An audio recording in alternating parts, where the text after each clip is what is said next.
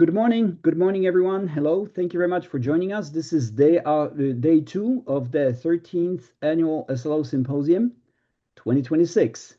My name is Jarek Janio. I'm from Santa Ana College in Southern California, and I am the symposium founder. This morning, we have a lineup of four plenary addresses, altogether, five speakers. Before we move on, however, with the program, I would like Enrique Jauregui from Fresno City College to make his opening remarks. Enrique, thank you. Thank you, Jarek. Good morning, afternoon, or evening, wherever you are in the world. My name is Enrique Jauregui. I am the SLO and ICOMS coordinator for Fresno City College, located in the Central Valley of California. Welcome to day two. Our Yesterday was a wonderful event, so uh, today I expect no less. It's going to be wonderful. I want to thank all the coaches group for their wonderful contribution, the speakers, and especially the attendings. Thank you for being here at this symposium. Without you, it wouldn't happen, right? So thank you so much. Um, I'm I can At this time I don't see Bethany, so I'm going to go to the next slide. Um, In front of you, you have the Coaches Hub, the California Accounting Assessment Coordinators Hub. This is a contribution of everyone that puts the coaches put together. Jarek, thank you for being the founder. Appreciate it. Thanks for all the coaches. Susie, you're just an awesome.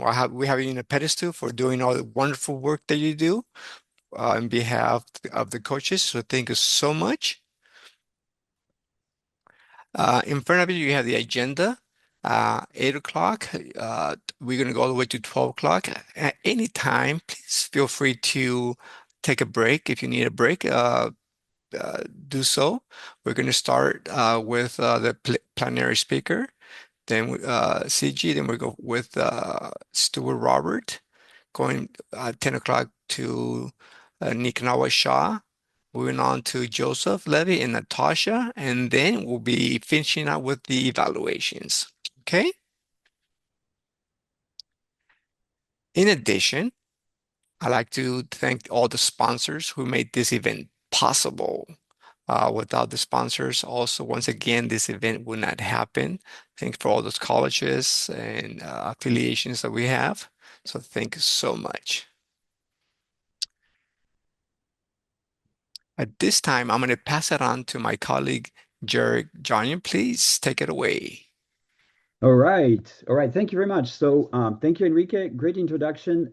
Again, it's always a pleasure to welcome everyone to the symposium. This is the day two, and right now it is my honor and the privilege to introduce Dr. Ciji Heiser, who is going to be our opening plenary speaker. Dr. Heiser is the founder of the Co-Creating Action, and she is an award-winning researcher and assessment professional with over 15 years of experience leading evaluation, research, strategic planning initiatives across sectors. She collaborates on projects that reduce racial disparities in prison diversion programs, explore how policy shapes equity work in community colleges, and translate data into action through accessible guidebooks. A leader in the field, she helped launch the Grant Challenges in Higher Education Strategic Plan and served as faculty at the ACPA Assessment Institute. She holds degrees from Bucknell, Kent State and UNC Greensboro. With that, welcome, Dr. Heiser. Hi, good morning, everybody. I am going to share a screen and I will ask you to confirm that you are seeing slides. How's that? Yes, you can see them. Beautiful. You're not seeing notes? No. Okay, awesome. Well, thank you so much for having me. I'm excited and I'm honored to be here. My name is Ciji Heiser, and after 15 years of working in higher education assessment, evaluation, and planning, I founded Co-Creating Action.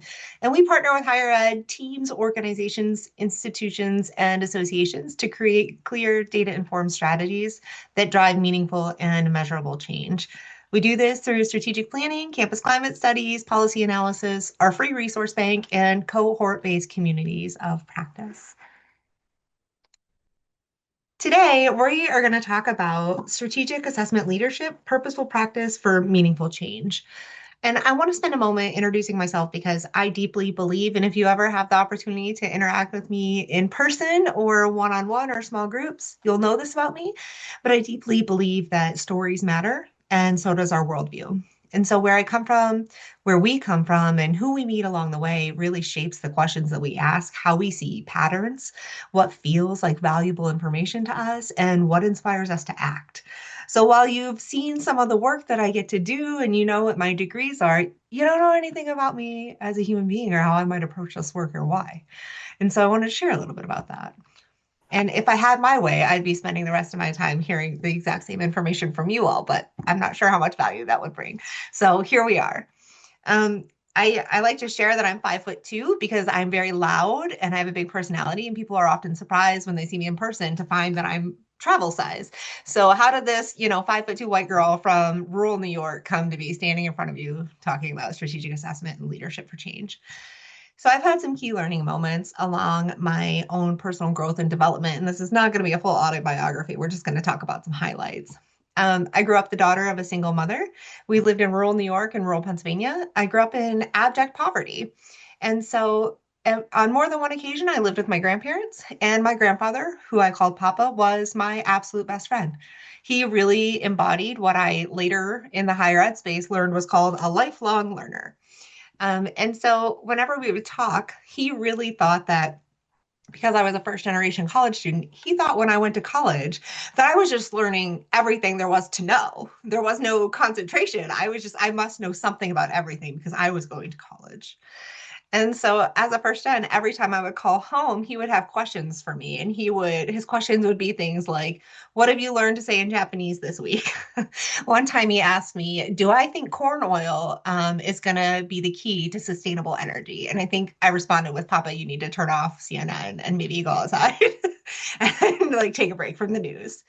So my grandfather was my best friend. And I will also say that he was my favorite person. He continues to be my favorite person. And this is a picture of him and I when I was little, and our relationship was kind of lore in my family. So, as much as I love my grandfather and he was a lifelong learner, he was also my introduction to concepts of racism and bigotry. And so, when I got older and I was working for this program in Upward Bound, just south of Cleveland, I was working with predominantly Black and Latinx students. And he called one day to talk like he regularly did. And he said, hi, kid. He had this really big booming voice. Hi, kid. What are you up to? Are you coming home this summer?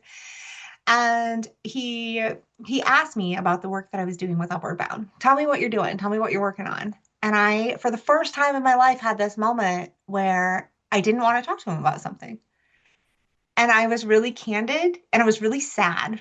And I said to him, I don't want to talk to you about the Upward Bound program and the Upward Bound students because the words that you use to talk about people who look like them would break my heart if you use them to talk about these kids.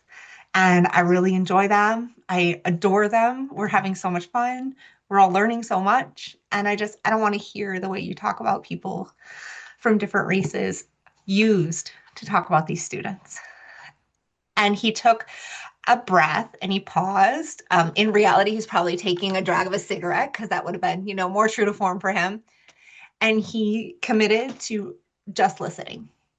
He's like, well, how about you talk and I'll just listen. And we gave it a shot. And what that taught me as an individual is that even though we're coming from different spaces and we're walking through life in different ways, if we can find a way to listen deeply to someone from a space of care, that we can build bridges across even the most extreme perspectives. Now, let me be clear. What I am not saying is that if the person across from us can't honor basic humanity, we don't owe them that bridge. But if we can look across a partner at the table, even like a faculty member or an administrator who has just coming at an angle that we are not in agreement with, if we can find it to listen deeply to them as an individual and a human, and from a space of care, we can build a bridge from that to move forward together in the work. And that's what he taught me. And I use this every day in my practice. I then, from years later, we'll fast forward a few decades, I had the opportunity to get a scholarship to go to Bucknell University. And with that scholarship, I took courses in the International Relations program. And one of my instructors that I had multiple courses with was Dr. Hilborn Watson from Barbados.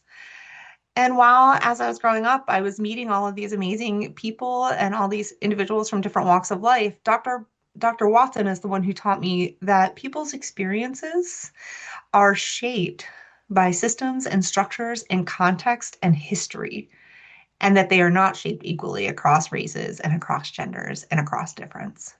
And so he helped me learn how those concepts of racism and bigotry and individuality were embedded in our systems and structures as a country, and how they're embedded differently around the world. From there, we'll fast forward a couple more decades. I have been learning and thinking about in assessment work, at this point in my career for over a decade. I've been thinking about individuals. I've been thinking about systems. I've been thinking about how we engage in assessment work. I came into assessment as a professional at a time when it was just beginning to be a profession in higher ed. So I really got in on the forefront and I really loved the work. It was definitely a choice for me. And at one point, I met this individual named Evan Heiser. Now, I don't know how many Heisers you know, but I only know the ones that I'm related to. So Evan is my husband. This is my partner. And while he was growing in the profession, he also at one point in his time in his career was the director of assessment. I know many of you might be curious about what our dinner conversations look like, and they do get very nerdy. But we are who we are. And so Evan's my partner. And while I was growing in my profession, what he was learning in his was that his mentor is teaching him about the role that the process plays in shaping context, shaping systems, how data is used. And so while I was learning to think about individuals and systems, he was learning to think about the process as a way to bridge individuals and systems and create culture. And so he and I had many, and we still do have many, many conversations about process. So all of this is relevant because I want you to understand a little bit about where I'm coming from. And I also want you to start to begin to think about the fact that change work, right? The work that we do when we lead assessment and we think about strategic leadership, change work can unfold at the level of daily processes and practices. And change work can happen at the individual, the process, and the systems level. And that's what we're going to be talking about today. So I want to spend a few minutes. We've talked about my context, but I want to shift to the context that we share together, many of us as colleagues and professionals. And so when I was thinking about the context that we're working in assessment in higher education, I started from Bronfenbrenner's ecological systems theory, which is this nested concentric circles where Bronfenbrenner's talking about this idea, this theory that says that human development is shaped by interactions within multiple layers of the environment, from the immediate family to broader social influences and cultural influences like how we conceive time, right? Those all influence how we develop as humans. So we use this as a starting point to think about our nested layers of context in which we practice. So at the heart, we have the individual. And this individual could be a student, it could be a staff member, it could be an instructor or a faculty member, it could be an administrator. But they're at the heart of the process. And typically, our individuals come to us nested in some type of program or office. From there, we're typically nested in some type of division or academic department in the higher ed space. Our divisions and our academic departments and our higher ed organizations are shaped by policies and institutional environments and culture. Depending on the kind of institution that you're at, if you're at a large public institution, community, town, city, and local environments are important. We're being mindful of town-gown relationships. We want to be engaged with the community. But if you're at a community college, it's actually critical because it's necessary to the mission of the college to understand the local education and workforce needs and to be responsive to the community. So we interact at that level differently.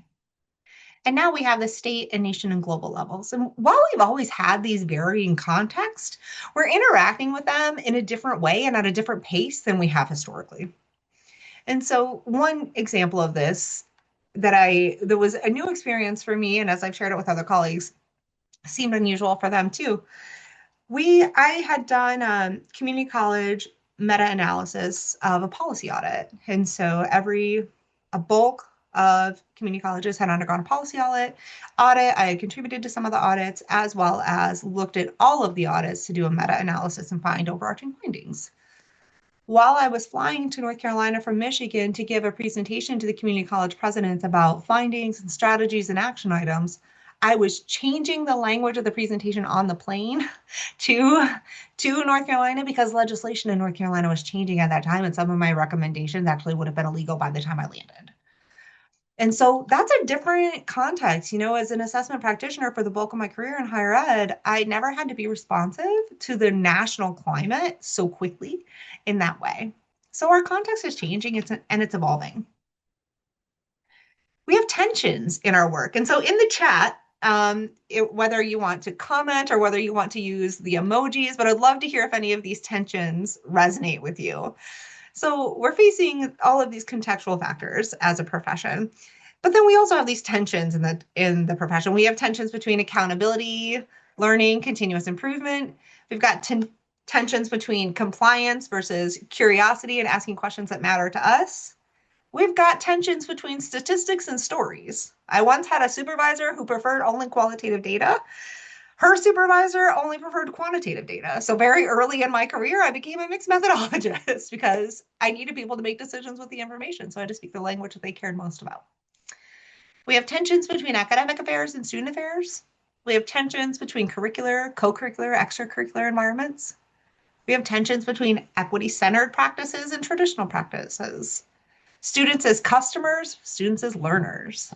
Big data and predictive analytics to support student success versus privacy and individual dignity in data.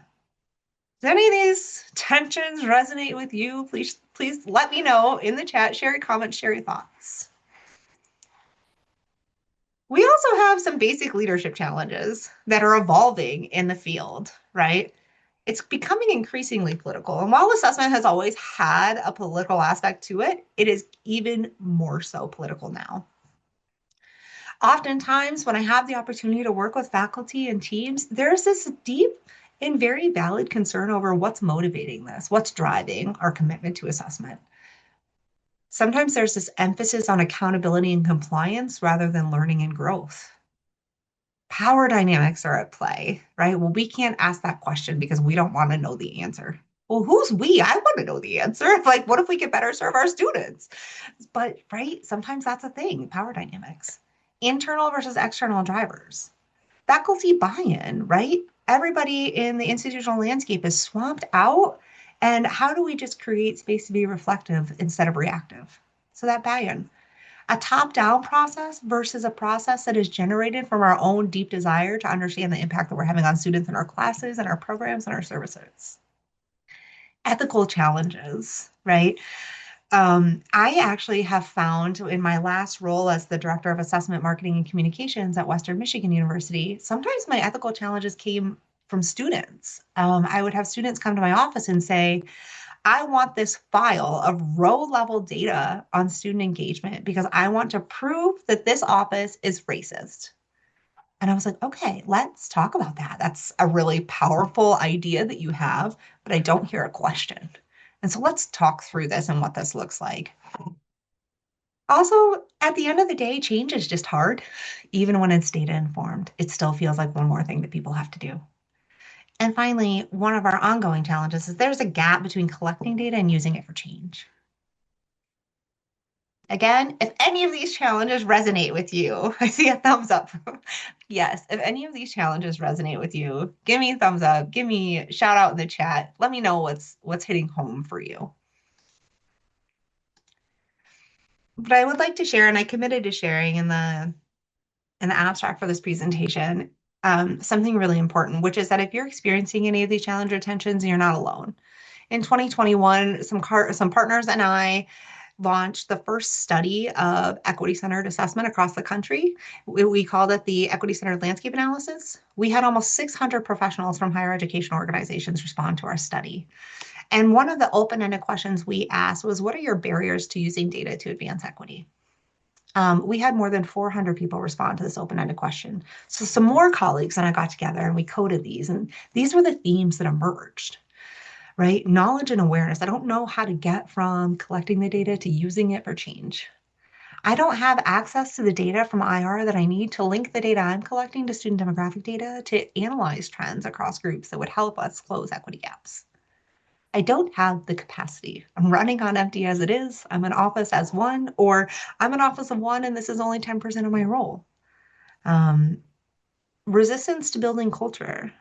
Building culture, changing culture is really hard. Performative commitments, not only to DEI, but also assessment, right? We know it's important, but we don't know why, and we don't know how to use it to really advance the organization or better serve student needs. And the political and legislative climate, and that was in 2021. So I shudder to think what those comments would look like if we did the same analysis today. So you're not alone. And throughout the rest of the presentation, you'll see some percentages on the slides under some of the strategies that we're going to talk about.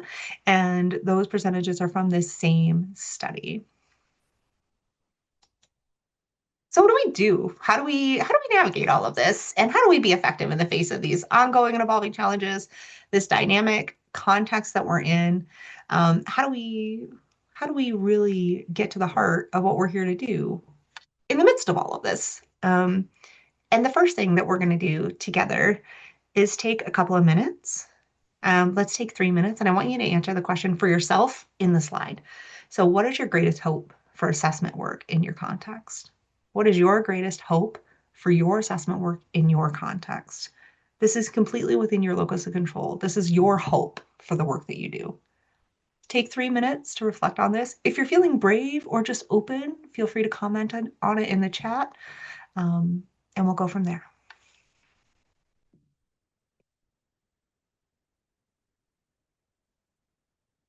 All right. Thank you so much for taking the space to do that. And thank you also for everybody who shared in the chat. I'm loving reading this. Someone said to keep the promises that we're making. Like that's my ideal version of assessment, is to ensure that we are keeping the promises that we make to students. I think that is a beautiful use of that. And I love that, just to help people see value. Like if I could do anything in this work, it would be to help people understand that it's meaningful and useful and not performative. So we're going to talk a little bit about this idea of strategic leadership, purposeful assessment, and change management, all those ideas and how they might come together. And then we're going to walk through a whole series of strategies that you can use at your institution. So I made this commitment to you all today, speaking of, making good on promises. In the abstract and in the presentation title, I said that we would talk about these ideas: strategic leadership, purposeful assessment. And if we're really trying to engage in the assessment journey to implement change, then we need to be thinking about change management, because change management allows us to understand what's happening and how the organization and individuals are responding to change initiatives, and to anticipate and navigate barriers that are going to emerge or that do emerge along the way. So when we think about strategic leadership, when we read the literature and we dig into that concept, what we start to see is repeated mentions of things like really clear vision and direction that we're committed to, right? We're not switching direction every 10 minutes. If this is our approach to the work, we're staying committed to this approach. We're thinking about alignment, not only in terms of like interdepartmental, but across the organizational structure. What are we focused on together and aligned on? We're thinking about systems. So not only the work that we're doing, but how it is shaped by a system and how the system can be shaped by our work. And adaptability, again, we can anticipate that there will be resistance and challenges. So how do we adapt along the way? We're thinking about strategic leadership is really rooted in trying to make the best decisions with the resources that we have. Time and talent are both finite resources, as all of the people in the comments who talked about being overworked, strapped, I have enough to do as it is. This is about making decisions with what we have, and what we have is many finite resources. It's about our locus of control, but knowing that our locus of control can expand when we empower and positively influence others. And it's about centering this idea of creating access and benefit to our programs and services for anybody who encounters them. If we shift down and we look at the work around purposeful assessment, meaningful assessment, values-oriented assessment, we see some redundancy here. We see clear vision and purpose. We also see this idea of collaborative engagement, engaging all of our collaborators around the table who really care about the work or who might be interested in the work. Having a strategy of communication. Oftentimes, the only time students hear from us is when we're soliciting their responses for a survey or an assessment, and they never know what happens after that. Or partners never know that the survey is happening. They just get to see the report at the end with no notion of what we were doing here. And so thinking about comprehensively that communication strategy. Again, we see this idea of alignment with leadership and the larger direction of the organization. But in purposeful assessment, we know that it cannot be accomplished alone. So we're thinking about capacity building. We're thinking about how do we shift culture. And we're thinking about individual and organizational readiness to engage in the work. We want to balance quick wins with long-term planning. And the whole point of assessment is action, right? So we're measuring and we're adapting, we're changing. When we shift over to the change management bubble, again, we see this idea of clear vision. All right, we've got communication again. We're starting to see a little more overlap.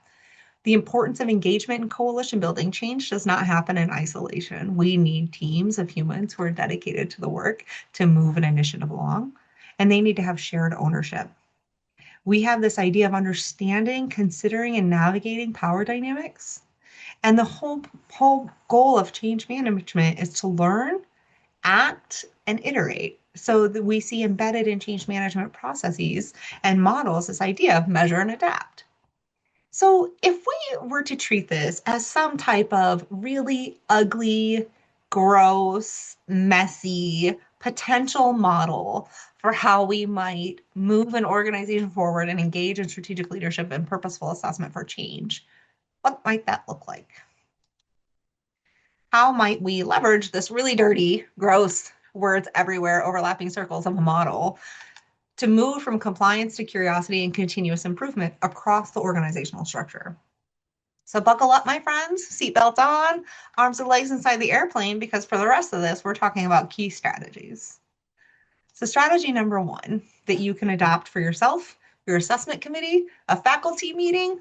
I didn't have a level of this strategy because you can use it anywhere in your organization. And that strategy is to consider adopting change as a continuum. The most important thing I want you to take away from today is that leading for change is a continuum of work, not some idealized destination that we might eventually reach someday. It is a journey along a continuum that can be advanced at the level of the individual, the process, and the system. This is a framework that Dr. Henning, Dr. Lundquist, and I created when we were talking about how might we move from equity-centered assessment to tangible action and real change of closing equity gaps in higher education. This is the model that came from those conversations. So here's some examples.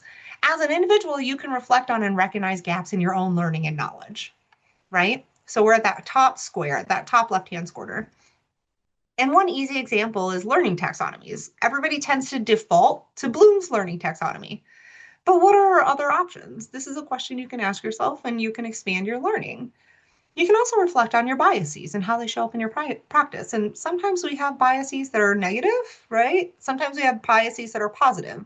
So for me, when I see first generation college students, when I see single parent or parent students, when I see people facing housing and food insecurity, it evokes something different in me because I have personal knowledge of those topics beyond intellectual curiosity, and in addition to my moral and ethical obligation to best serve our students.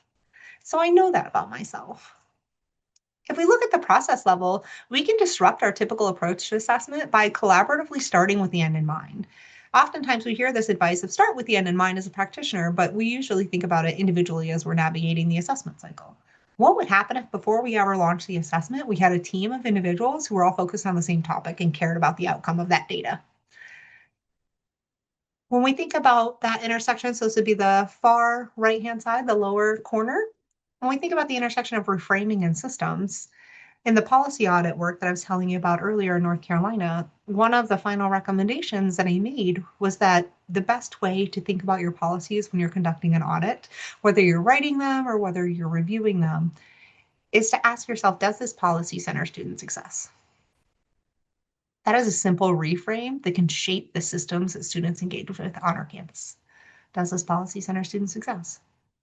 So every step along this continuum at any level really matters.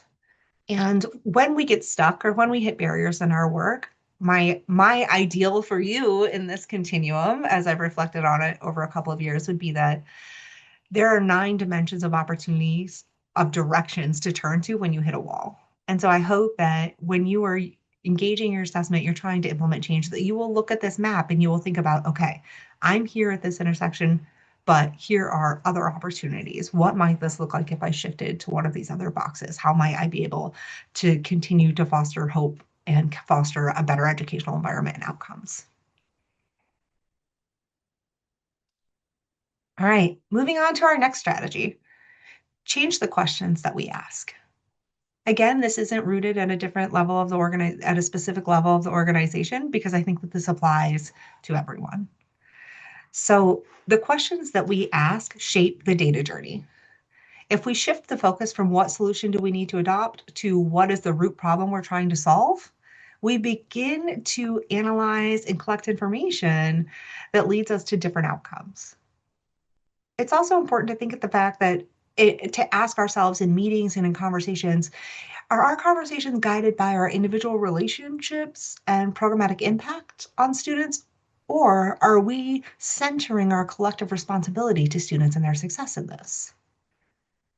One of the things that's really challenging about this strategy, because it sounds easy, and it's designed to sound easy, but it's very powerful, because when we shift our questions and we start to analyze the root of a problem rather than just what's the best solution to identify, when we start to analyze the root of a problem, it means that we need to be open to addressing that we might be the problem, and we might need to change our mindsets and our practices and our policies and our programs and our structures and our systems to improve student success. That maybe the solution isn't a program that we need to adopt, but rather a stance that we need to shift to. But we need to be open to this and curious about our impact on students in order to support their success. I was sharing this example earlier, and I'll share it here. I was working in Oregon, so in your region of the world. I'm a Midwesterner, so in your region of the world out there in the West, I was working with a series of community colleges in Oregon, and we were working with Collective Impact Initiative. And the question the Collective Impact Initiative wanted us to address in this research project was, why aren't students going to college even though we are removing financial barriers? That was our question. Like, we're doing everything we can. We've got this huge, massive pool of funding that we are throwing at students, and they're not taking us up on it. So, as researchers, we're like, all right, we understand the intent of the question, but how might we shape this if we're going to talk to high schoolers? How might we reshape those questions and break it down into a research project? And so the question that we ended up using to guide our work was, what shapes high school students' decision-making factors for whether or not they attend post-secondary environments? And the answers that we got from students, from community members, from the Collective Impact Initiative, from local nonprofits, from local business owners, were astounding. Students really had a singular perspective of what post-secondary education was. Students really felt like they were being told that college was important, but they didn't know how to traverse the commitments and the role they were playing with their family to make it to that college that was supposedly important. And they didn't understand why. They knew the ideal, but they didn't understand the reality and the logistics. But they were thoughtful. They spent more time than I think anybody that we were working with in the Impact Initiative really thinking about their decision than they were given credit for. And so what we learned was that their decisions to attend post-secondary environments, specifically the community colleges in the area, were dynamic and multifaceted. And by continuing to have those conversations with them, we were able to shift our questions to say, like, what additional barriers are here? What are you considering? What shapes your decision making? And so that is how that contributed to this being a strategy of changing the questions can change the outcome and change how we serve students. The next strategy I want to give you is an activity. And so this comes from one of my favorite resources, which is called Pip Decks. And it's a deck of cards of multiple different activities and storytelling strategies. And I use this every single time I facilitate anything. So Pip Decks, this is the sailboat activity. And I've modified it from just goal setting to an assessment context. So if we were to treat this sailboat as, the SLO Symposium sails, right? We're now on this tiny little sailboat yacht together. Our group is represented by this boat. And I often have an island, somewhere near the boat. And the island represents our overarching vision of assessment. What do we believe is the vision for assessment in our organization? The sail represents the momentum towards the vision. What are our drivers? What's getting us towards the vision? The anchors or the water can represent barriers to reaching the vision. What's stopping or slowing our achievement? And so I do this as an activity with faculty. I do this as an activity with programmatic chairs. And it is wild how quickly we level set on what we think the vision is, what our barriers are, and what our motivating factors are. We'll often go from doing this activity. I do it with sticky notes because I like colorful things. So everybody's given their sticky notes. They'll put up their answers. We will sort them into themes. What do we see? What do we see? What are the commonalities of our vision together? What are our common barriers? What are our common drivers? And then I will give them the opportunity to blind vote and say, but which one of these is the most significant? Which one of these is the most meaningful vision? Which one of these is the most significant barrier? And then we have a lot of conversation around that. And so many insights emerge from this 15-minute activity that help us level set that I really wanted to share it with you today so that you could use this as a strategy in the team meetings that you're in. Another strategy that you can employ today when you leave is to think about how your practice is shaped by your positionality and to engage in your own individual reflection.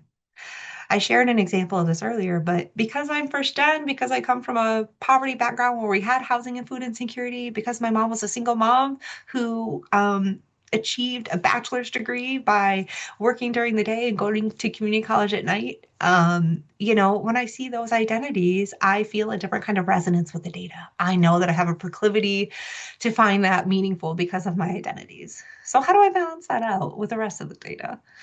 And so getting really clear on why I'm engaged in the work. What is my vision, values, and purpose that guides the work that I do? How do you reflect on your biases and assumptions that you might be making? Or how do you identify how your positionality shapes your assessment work? How do you challenge yourself to close gaps in your knowledge? And how do you adopt regular reflexivity practices? How do you continue to fill your bucket of knowledge around this work and how you do it? So earlier I shared the results from a qualitative piece of the equity-centered landscape analysis. And so for a couple of slides here, you're going to see some percentages at the bottom. And so when we asked a question about how assessment practitioners consider their own identity or positionality when engaging in the assessment process, many professionals told us that they do this, that they usually are able to. 78.6% said that, yeah, we do consider our own identities or our positionalities when we engage in the process. So if they can do it and I can do it, I have deep abiding faith that you can also do it and join us in this practice. Another strategy for your process is to think about the before and after. We spend so much time in assessment thinking about the right tool, the learning outcomes, the questions that we're asking, writing up the report, maybe presenting the data, but there's so much more that can happen before and after to make that process more effective. So first, before you ever start the assessment journey, considering for yourself what decisions are you trying to make and what outcomes are you trying to achieve? What are you hoping to learn? These are also really great questions when maybe an administrator comes to you and says, we need to do an assessment on this. These are a great way to talk to them, to help them think deeper about the work. What are we hoping to learn? Does the assessment measure that we choose align with the outcomes that we're trying to achieve? Sometimes there's a real disconnect and it seems obvious, but when we're in the flow of things or when we're being told to do things or when we're doing things out of routine, we sometimes miss this. We miss this idea. What targets are we hoping to reach? What shapes how we will use this data once we get it? And so let's set that target ahead of time. What partners might be interested in this data or see this data as actionable? Let's bring them to the table to review the instrument with us ahead of schedule before we launch. Maybe they'll help us recruit students because they're also interested. And what's our communication plan once we have the information before, during, and after the launch of the instrument? After we have our evidence, these are some really simple questions that you can guide groups through, or that you can ask yourself to process the information, make meaning. What first caught our attention when reviewing the data? What was most surprising? Does this information connect with other information that we have? What strengths or successes does the data help me identify? Is there a person or program behind the data that could be celebrated? I will tell you right now, that is my favorite question to ask always. Who can we uplift and recognize behind this data point that made this happen? What opportunities for growth does the data show us? What numbers are below the targets we hope to reach, and who else might want to know this information? I would add to this, which sounds a little funny since I'm the one who wrote the slide, but I would add, now that I'm thinking about it, how we communicated the results and what we're going to do with them back to students so that we're building trust and they continue to share their perspectives with us. Which leads us to our next strategy. Maybe if I click forward, there we go, which is communication.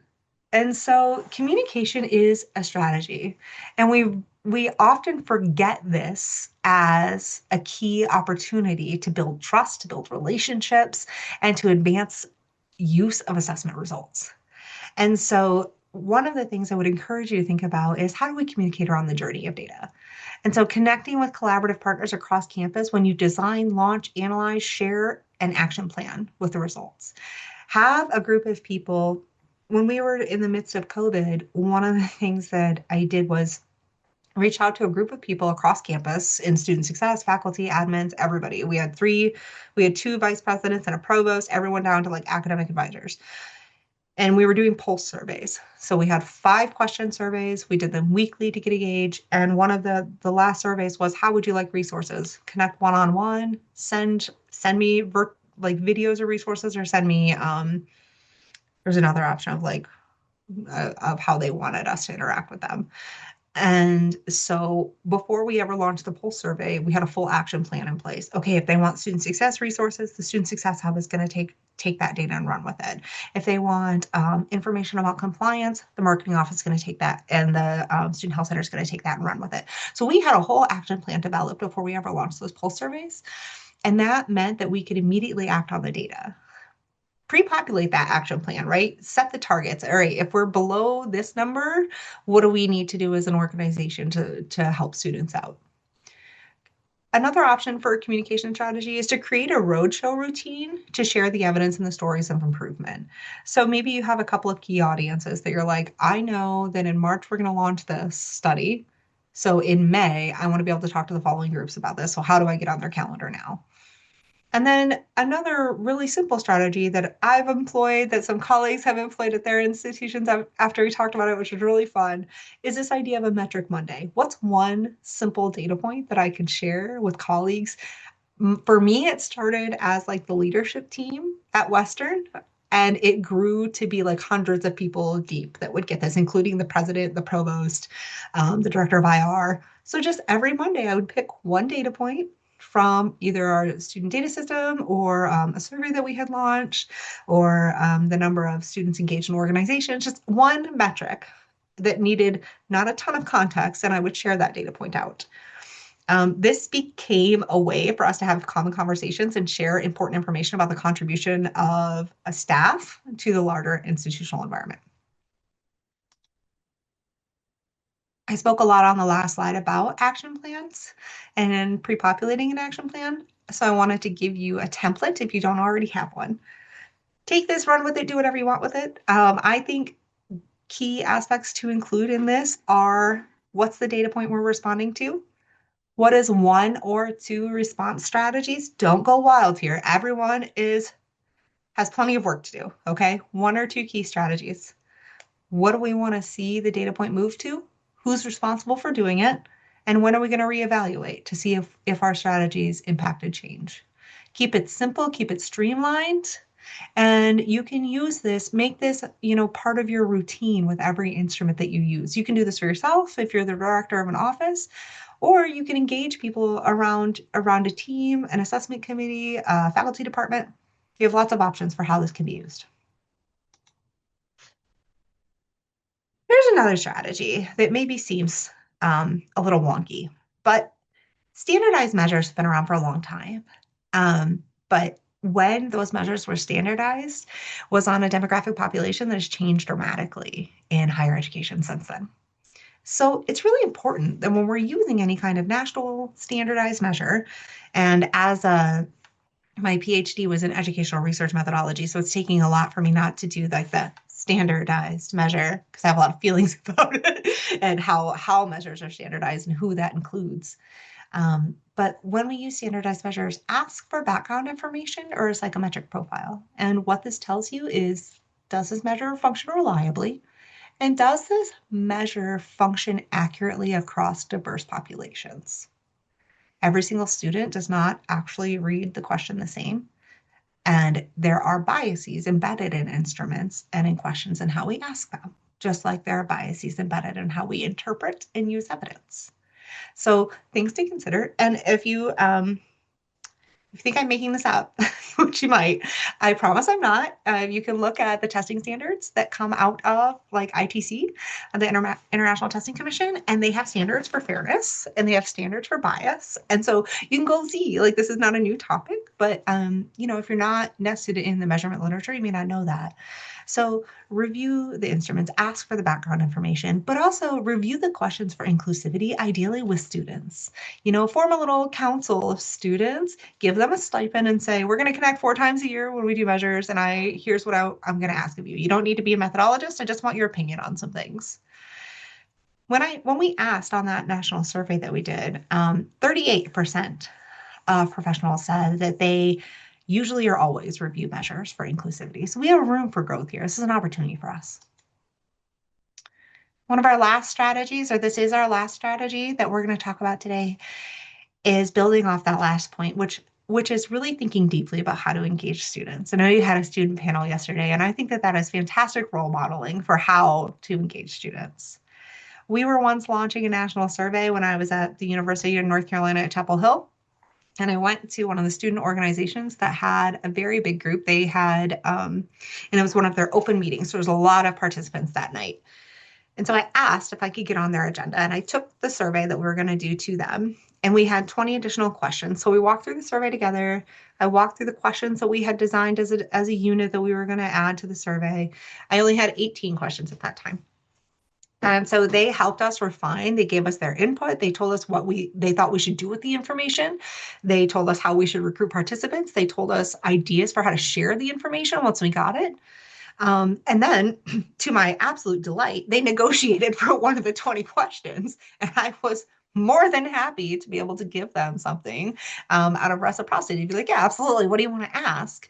And they were like, well, we want to know the impact that we're having as a student organization. Is it possible to ask that question? And I was like, it is now. But nationally, when we think about how we work with students in assessment, we don't do it very often. And so 45.6% of professionals told us that they include stakeholders like students in developing learning outcomes. 34.8% said that they actually co-create assessment measures with students. And 16.9% said that they engage students in mapping outcomes. But this is about the learning journey of students. And so why aren't we engaging them in that process? And there are a lot of answers to that question of why, but what could we be doing to better engage them? The last thought I want to leave you with today is that the bridge between data and meaningful change is built on a foundation of communication, engagement, and strategy. And the work is hard. When we ask people if they're using the data to instigate change at their own institutions, less than half were able to tell us that they were. It's hard. You're not alone in that struggle, but there's room for us to continue to push forward here, hopefully using some of the strategies I've shared with you today. So as we move to questions, I want to ask you a question first, and that is, what is one strategy that you will use from today forward that we talked about today? Thank you so much, and I am open for questions. I'm going to stop sharing my screen so that I can see your faces. Thank you for the heart.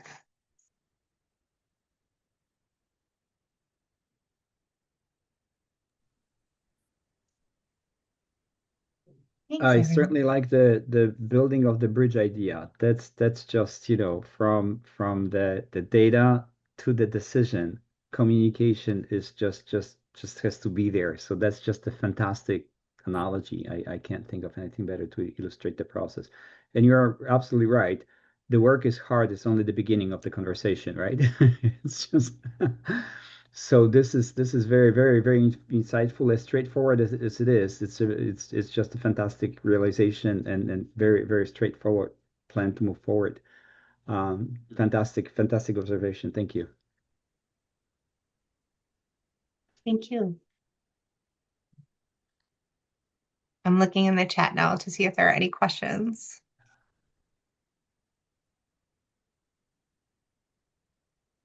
I think also that you're reminding us of how important it is that we get back to students too, so they know what we're doing with the data. I have a sticky note on my monitor at work that says just that, because it had come up a couple months ago. I was like, oh my gosh, that's right. We have to remember that. It's so easy to forget. We just get into we're lucky if we get to the work to analyze it and then share it with our colleagues and folks, but the students, yeah.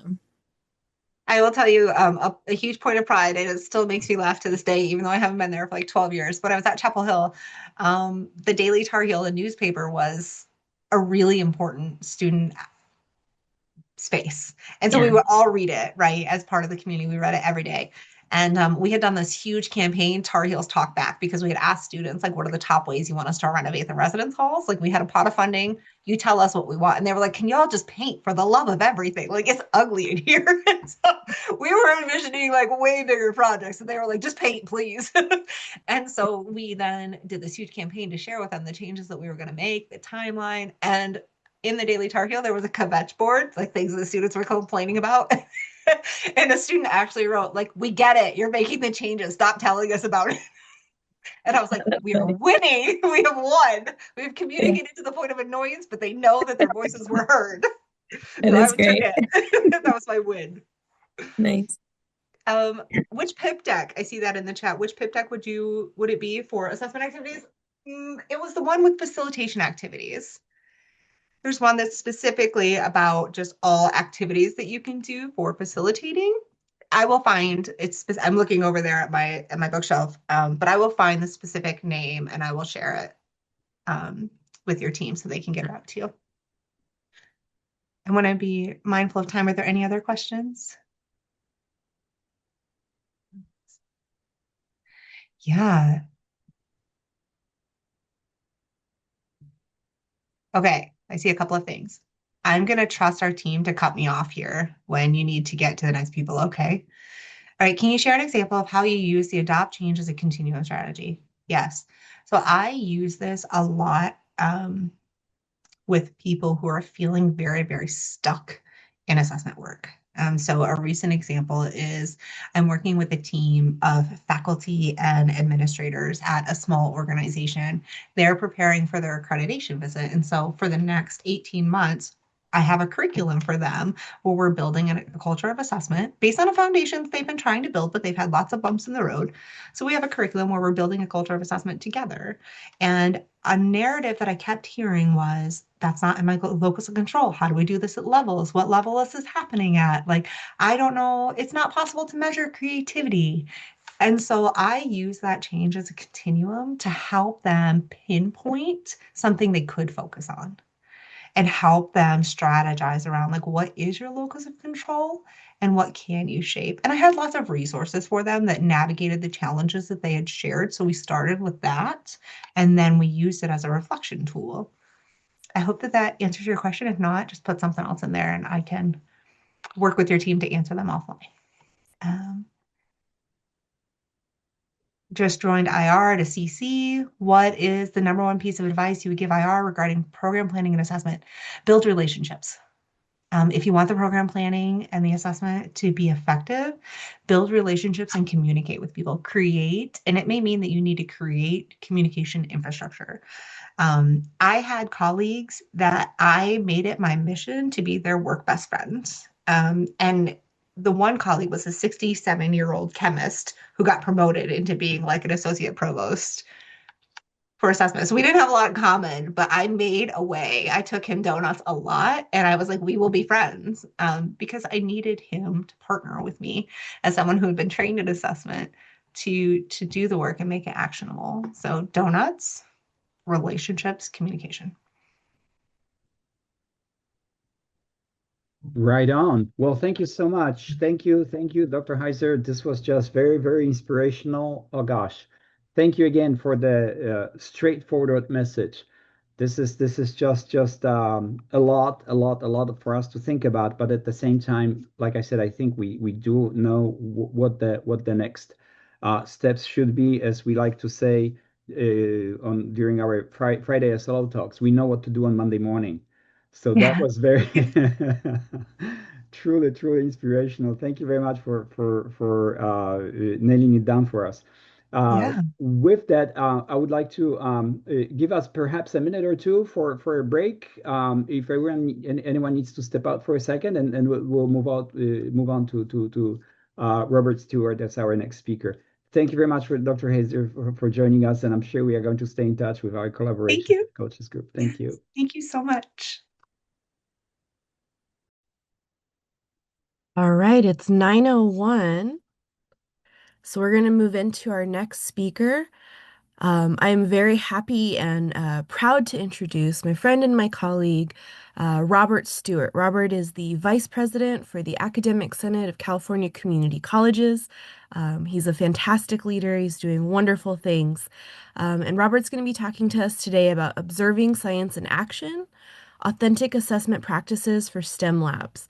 He's going to talk about how experiential STEM laboratory environments can be leveraged to make student learning observable and measurable. Using biological sciences as an example, we'll be able to examine authentic assessment approaches that capture what students can do, from experimental techniques to analytical reasoning, and discuss practical methods for aligning lab activities with meaningful SLO assessment. Please join me in welcoming Robert Stewart. Thank you, Bethany. Good to see you. Should I be sharing my screen? Okay, Yes, please. get that done. Okay. There we go.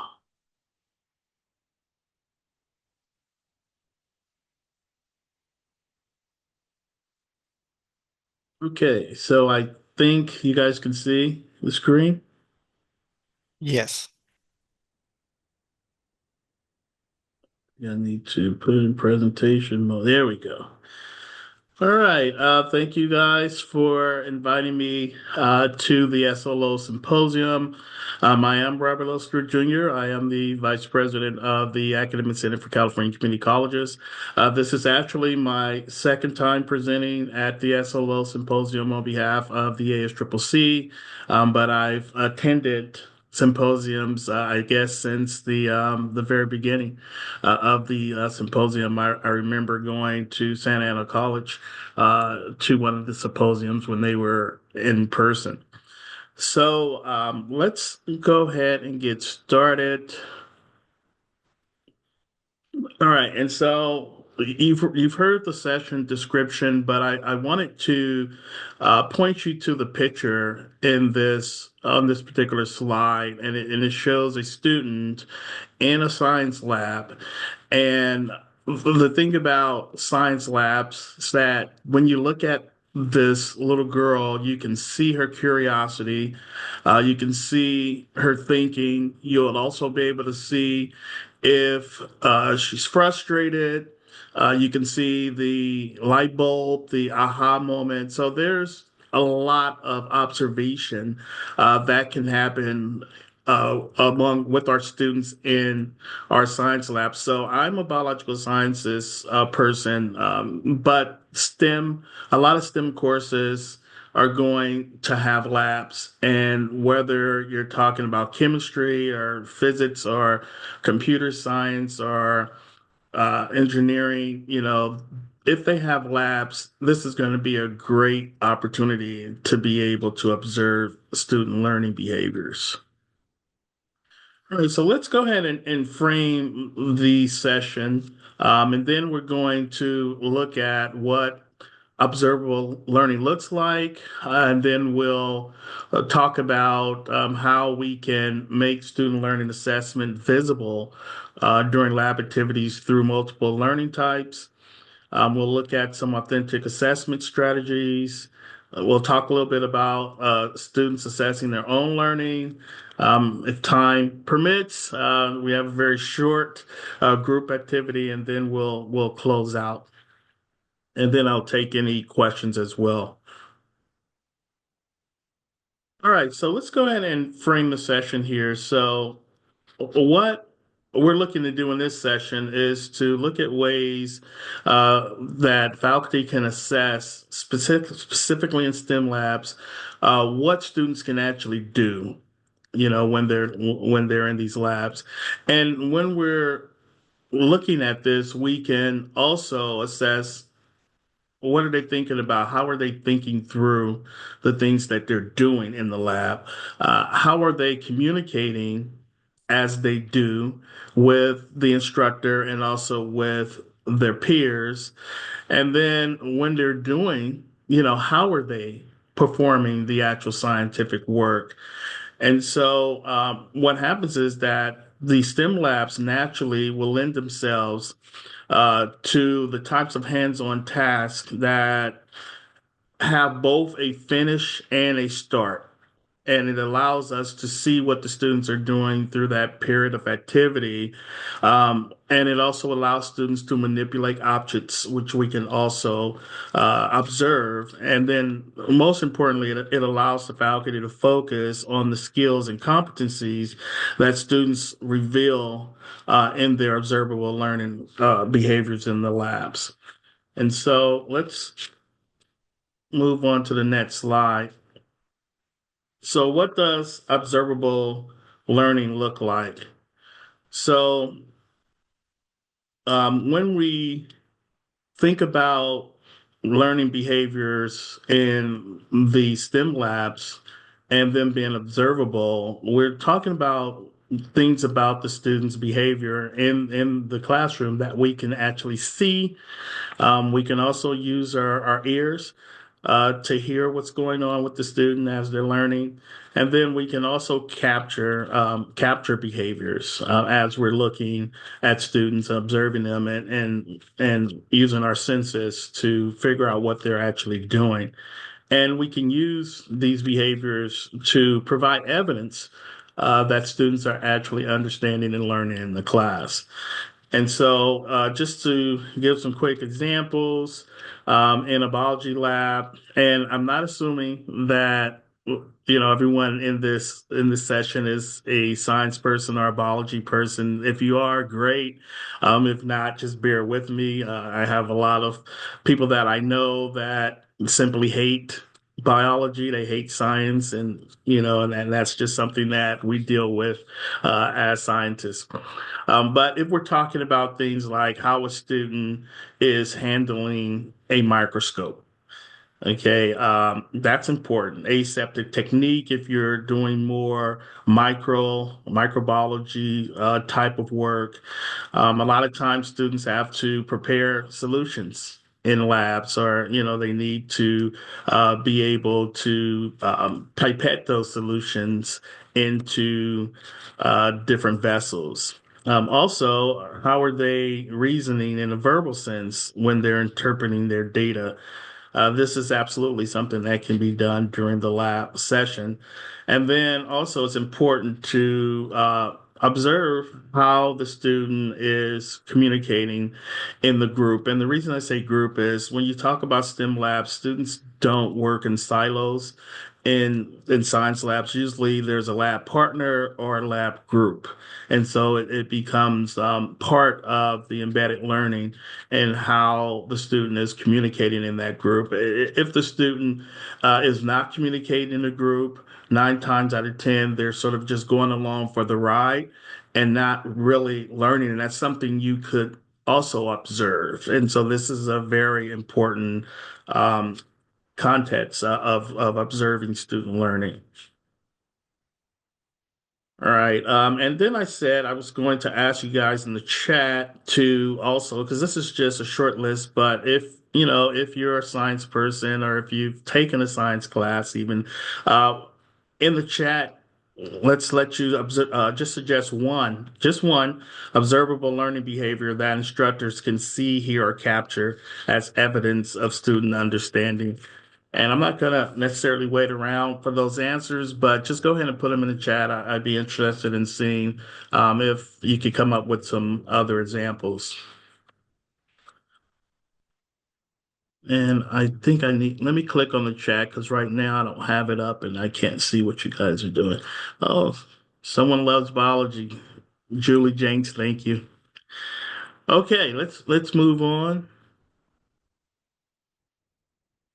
It's not. All right, there it is. All right, so to get into this, we have to do a little more digging around the expectations that we have of what our students are learning, let's say in a biology class. And so the idea is that there are multiple ways of learning. And what typically happens when we talk about biology courses, people usually say, well, biology is really just all about memorization or rote learning. And I've even heard students say it, you just have to have a good memory to be able to do well in STEM. And I guess that can be true if that's the only way that the only strategy that the instructor is using to assess students. And it certainly doesn't have to be the only one. In fact, students will learn better in a biology course or STEM course if there are multiple ways of learning that are being assessed, strategies being used to make sure that students will display the behaviors for each type of learning. And so, for instance, we know about rote learning, that's recall or just memorizing everything and just regurgitating the information back without any measurement or any evidence of having really learned anything beyond that. We also have conceptual learning, which means that the student understands what's actually going on. And then I'll break these down in the context of biology in a moment. And then you have procedural learning, right? And this is the doing, because the students in the biology lab are going to have to do projects or experiments. What comes first? What comes next? What comes last? Learning, how to go from point A to point C. Very, very important. And then metacognitive learning is when students get to thinking about their own learning. And when students are thinking about their own learning, they're able to then also participate in the assessment of their learning in a self-assessing type of way. And so it's important in this space that we understand that biology and the other STEM subjects are not just about rote learning, but can also capture the other types of learning that allow students to really understand the material that they're learning. And so it is important to capture all of this type of learning, evidence of all of this type of learning. All right, let's go ahead and break it down just a little more. All right, so let's start with rote learning as and look at not just what that is, but the observable behaviors that we can see in a biology class. And so why is rote learning important? Some people disqualify it and say, hey, it's not valuable. But it really is valuable because the rote learning is the foundational knowledge. It serves as a scaffold on which they're going to be able to understand and build into the other types of learning. And so when we talk about rote learning in the context of biology, we may be talking about memorizing the parts of a microscope. Now, it's very important that they know the parts of the microscope, but it's also as important that they know what those parts of the microscope are supposed to do, and then how to manipulate those parts of the microscope to get the outcome that's desired. Another type of rote learning is we always give students in science labs a list of safety rules. And so usually students can recall those. For instance, we may say that you cannot wear open-toe shoes in the lab. And the student may remember that and they won't wear open-toe shoes. And they think about it as a compliance issue because normally there's like, okay, if you don't follow the safety behaviors, perhaps there's a penalty. So it becomes like compliance rather than, them saying, okay, why can't I wear open toe shoes? Because that's really more important than just knowing that you can't wear open toe shoes. Um, Also, another thing that's typical in biology classes when you're learning a cell and you have to learn the parts of a cell. And so labeling becomes an activity that's always on the table, and they're identifying structures, right? Um, but again, students can memorize what those structures look like and identify them perfectly, but without knowing what those structures do. And we're more concerned with what they do, but they have to be able to learn the name of them and learn how to point them out. That's absolutely necessary, but it's not the end all of the learning experience around a cell. And so, what are some of the observable behaviors or evidence that we can use to make sure that students are learning in the rote sense? Can they correctly recall these terms or structures on quizzes and exams? Can I give them a diagram that they can label properly? Are they able to define things? Tell me what, a ribosome is a organelle that produces proteins. So that's all important. Now, what's also important, in addition to being able to know what observable behaviors are going to give us evidence of the learning, is how do we solicit those observable behaviors from the student? And that's our job as faculty to make sure that we have assessment tools that will allow us to look at that. So, for instance, low stakes quizzes on rote learning. And the reason I say low stakes is because rote learning is, when it comes to the learning tree, it's the low hanging fruit. It's still good fruit, and we should eat it, but it's low hanging. So you don't want to base the bulk of assessment on rote learning, but you do need to measure that. Give them a diagram, a blank diagram, and have them label the diagram. And then also, if you're looking for definitions, you can, use flashcards. As you walk around the class, you can flash a flashcard at them and say, "What is this?" and see if they know what it is by sight. All right. I had another example around work learning as well. For instance, if you know anything about enzymes, and I'm not assuming that you do, but a student may have to boil an enzyme solution. And so they can read in the steps that they need to boil the solution, but that's not enough. They need to understand why they need to boil the solution, because that is going to have an impact on what they're trying to learn. So anyway, hopefully this gives you some idea of the importance of rote learning, but also the importance of not relying solely on rote learning. All right, I'm going to move forward. Okay, so conceptual learning. All right, so we're going to do the same thing with conceptual learning that I just did with rote.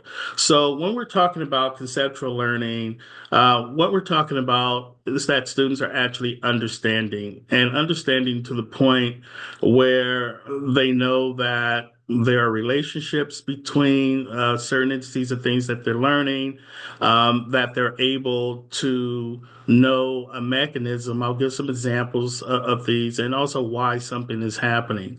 So, for instance, if we're in an anatomy class, and anatomy class is the one class that people just think it's all about rote learning, but there are concepts. It's concepts in how the various organs and organ systems are working together to support the life of the humans. So, for instance, if we look at the relationship between the circulatory system and the heart.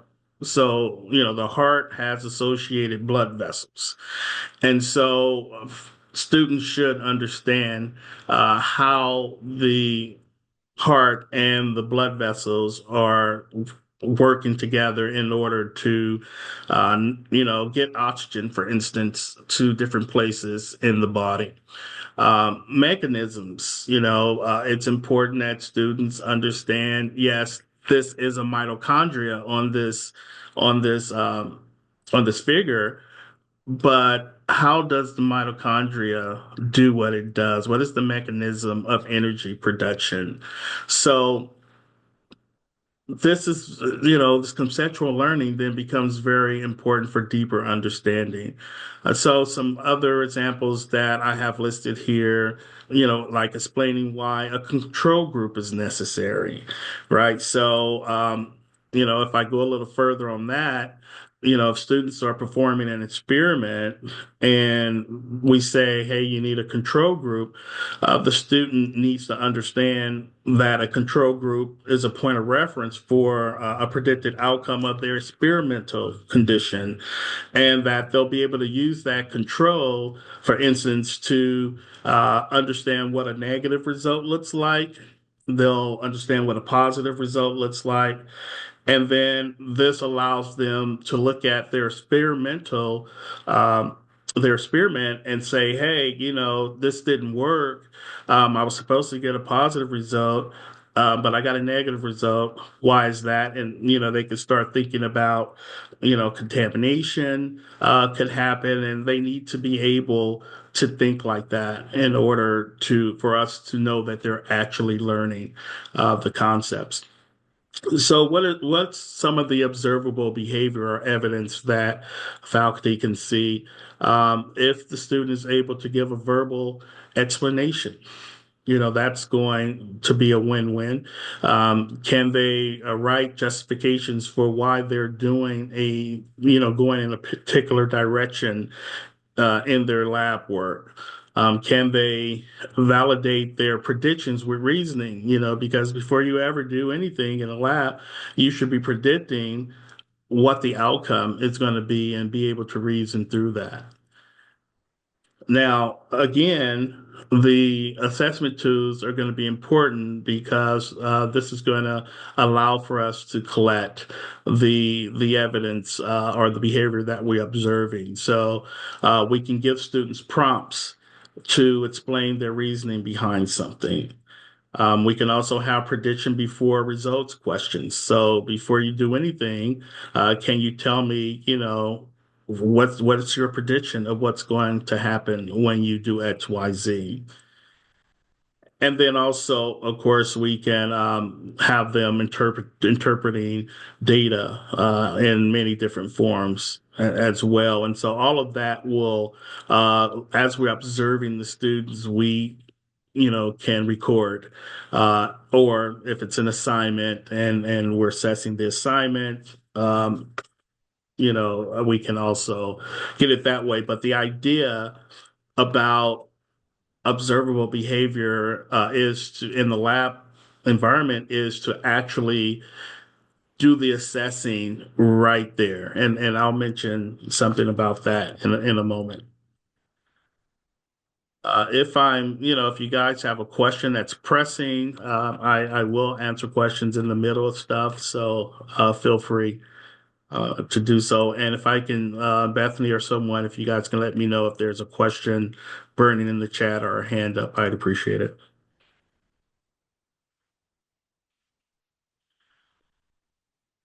All right, let's move on to procedural learning and the observable behaviors. So when we talk about procedural learning, we're really talking about this is the do part for students. Are they able to do the correct technique? Are they able to get through the processes correctly? And this can be from correctly using a microscope, and there's a lot of opportunity to observe whether they're using this instrument correctly from the time they go walk over to the storage space and pick up the microscope. There's a way that students are taught to carry it. They're taught to clean it. They're taught how to manipulate it. And so these are things that we can see. And if I'm assessing in real time, I'll create some type of rubric or spreadsheet or something for me to use in the lab so that with all the students' names, so that I can write down notes on what they're actually doing from part A to part B of a particular process. And it allows me to do that assessment in real time versus waiting till I get home to try to recall what students were doing or what they weren't doing in the lab. There's some other examples here. A micro example would be aseptic technique. Do they know how to prevent contamination? In a micro class, that's one of the premier things the students need to be able to do, but it's very easy to observe whether they're doing that or not. Do they know how to run a gel electrophoresis experiment? That's also, and I will say this while I'm on procedural learning, sometimes, and I've seen this, and, I'm not proud of it, but I've walked into a colleague's lab and observed the faculty members sort of in the lab sitting at the desk while the students are going through their lab. And, that's not something that I've ever been able to do because, for one, I don't understand, why you would do that when the idea is to be there to sort of help and support the students while they're going through their lab experiments. But also, why give up the opportunity to really be present and hear and see and observe what the students are doing that then allows for you to do authentic assessments right then and there on the spot and make any corrections or support and help the student actually learn what they're doing. And so when I'm in lab, I walk the whole time. I don't care how many labs I teach in a day or in a week. I'm walking around that lab all day, observing what the students are doing. And so that's extremely important that we expect our students to be active and present. The instructors also need to be active and present. And there's no other learning environment like a lab that allows you to actually observe in real time if the students are learning or not. So what is the evidence? You can look and see if they have accurate technique. Are they working through the process in an efficient and correct manner? Are they safely using and correctly using the equipment? And then also, if it's built into it, evidence can be, student demonstrations, right? So if you have an assessment tool with you, you can have a rubric around student technique, and just, jot down whether or not a particular student is doing the technique accurately. Are they demonstrating? Can they demonstrate for the instructor what the safe technique is or what the correct use of the equipment is? And then another thing, like I said before, you can have some type of spreadsheet or checklist that you're using as you walk around and observe the students. You're able to go ahead and it could be a really quick checklist, like this student safely transported the microscope. It's just a check, and you're able to assess right then and there. And then another thing, bring the other students in on it, right? So if you have peer observation forums, then students can observe one another and help and support one another and communicate things that they're seeing. That the instructor may not see, because that is the truth, right? Sometimes instructors overlook things, but other students will be able to then fill that gap in a lot of instances. Okay. I'm going to slow down a bit and look in the chat. Okay. Good. You guys are in the chat. Good, good. I see some conversations going on. All right, let's move on to the next type of learning here, metacognitive. Okay, so in metacognitive learning, this is where we see student ownership. Students are participating in the assessment of their own learning. And so when that happens, students are being reflective on what they're learning. They're communicating what they have done well, where they can improve. If, and a lot of times when you're doing biology labs, what you're doing you may not get the expected result. In other words, the experiment may fail. Why did you not get the result? And students should be able to express that. And when they're able to do that, that meant that they thought through all of the other types of learning, and now they're able to really understand, okay, this didn't work out for me. And if I look back on my notes that I took while I was doing this, I can see right here I made a measurement error. I put too much of the enzyme in or too little, or I skipped the temperature incubation part. They should be able to pinpoint that for themselves, and when they can, then we can truly say that they're learning. They should also be able to say, how would they do things different? So the way that you did it wasn't right. How would you redesign what you're doing in order to bring about a different outcome? Now, when we look at the observable behavior or the evidence, in the sense of metacognitive learning, this is more of the student, right, reflecting. So you can have a writing assignment for the students, specifically asking them to reflect on what they did during the lab, and whether or not they got expected results. If not, why do they think they didn't get the expected results? They can also do self-assessment checklists. They can articulate any strengths or weaknesses that they're thinking that they have in their scientific processes. And then again, always, how can you improve before the next lab? What sorts of things are you planning to do different to try to make sure that you're able to get the results that you need? And again, it falls on the instructor to have the correct assessment tools to be able to capture this type of behavior. End of lab reflections, they turn those in.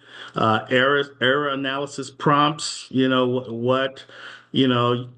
you got, the wrong color, solution color, what do you think could have caused you to not get the right color change if you're using a reagent to detect whether something is in or absent in a solution.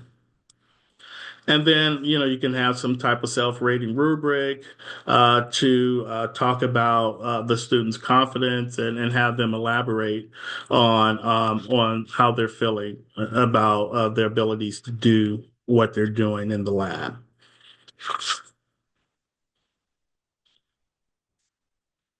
All right. I'm going to pause. Any questions? Because we're going to move into authentic assessment strategies. I'm trying to keep up with the time. Okay, cool. Okay, I'm just checking the. Okay.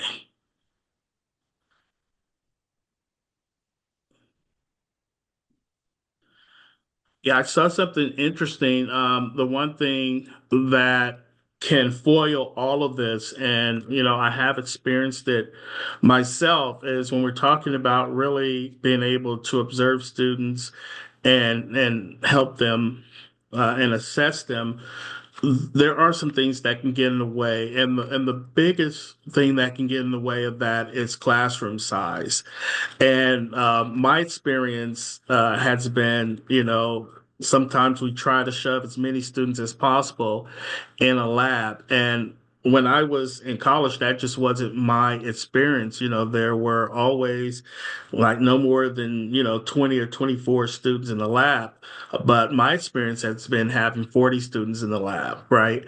And so if you have 40 students in the lab and you have 8 lab benches, right? So now we're talking at least 5 students to a lab bench.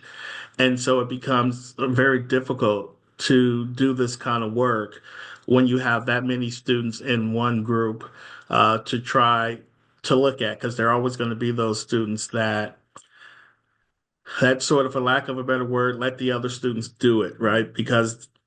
And then also another thing that can get in the way is if you don't have enough equipment in the lab for students to be able to demonstrate.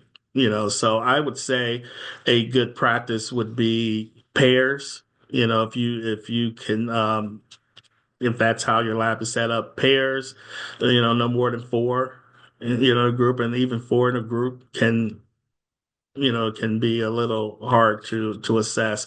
So if at all possible, try to advocate for smaller uh, you know, lab numbers of students in your labs. And sometimes it's something that colleges understand and they will get behind, but then sometimes it's really all about how many people you can get for the smaller buck of the teacher, right? Because if you have 40 students and you split them 20-20, then you're going to have to pay two instructors to be able to do that. And I'm all for that. I think that's how it needs to be done. All right. Let me. All right. So let's move into authentic strategies for assessment. So when we talk about some strategies, I have some listed here, and I'll go one by one. Some of the strategies that can be used to see if students are demonstrating these learning behaviors is demonstration assessments. And so you can have the student perform an essential skill, right? So can you show me the correct use of the microscope? Can you show me how to adjust the setting on a micropipette? Can you show me on a micropipette the first position and the second position for releasing the fluid into the test tube? Can you show me the correct way to streak an agar plate? Okay, so these are direct demonstration assessments that you can do. Observation checklists are basically a instructor walking through with a checklist to see if students can do students are doing a particular thing. I talked about that earlier, just a simple checklist, was able to focus the microscope. Check. All right. Then inquiry or experiment-based task. So these are situations where we have to really be observing the actual experiment, right? So letting the process show us whether or not the student is learning. So if a student didn't do something right, for example, if we're talking about a reagent looking to see if starch is present in a solution, we know that once we use iodine in a solution that has starch, it's going to turn it dark blue or black. And so if I'm looking and I'm observing and I'm looking at the student's test tube and I see that it's orange, then, that's going to be a quick I'm sorry, that's an experiment-based task that has failed. And so I can then offer the students some support. Say, hey, I'm noticing, your test tube didn't turn the right color. What do you think happened? So it gives an opportunity right then and there to assess the students' knowledge, not just of what they're doing, but of the mistake and being able to express that to either the instructor or a peer even. Lab notebooks are extremely helpful. When I was in graduate school, I took a molecular biology lab that was trying to think, it was like an 8 unit class in a master's program. And the lab notebook was 70% of the grade. And the reason it was 70% of the grade is because a lab notebook can be used to demonstrate everything. Did you write down the process? Did you follow the process? Did you notate your results? Did the results come out the way you expected them to? If not, why?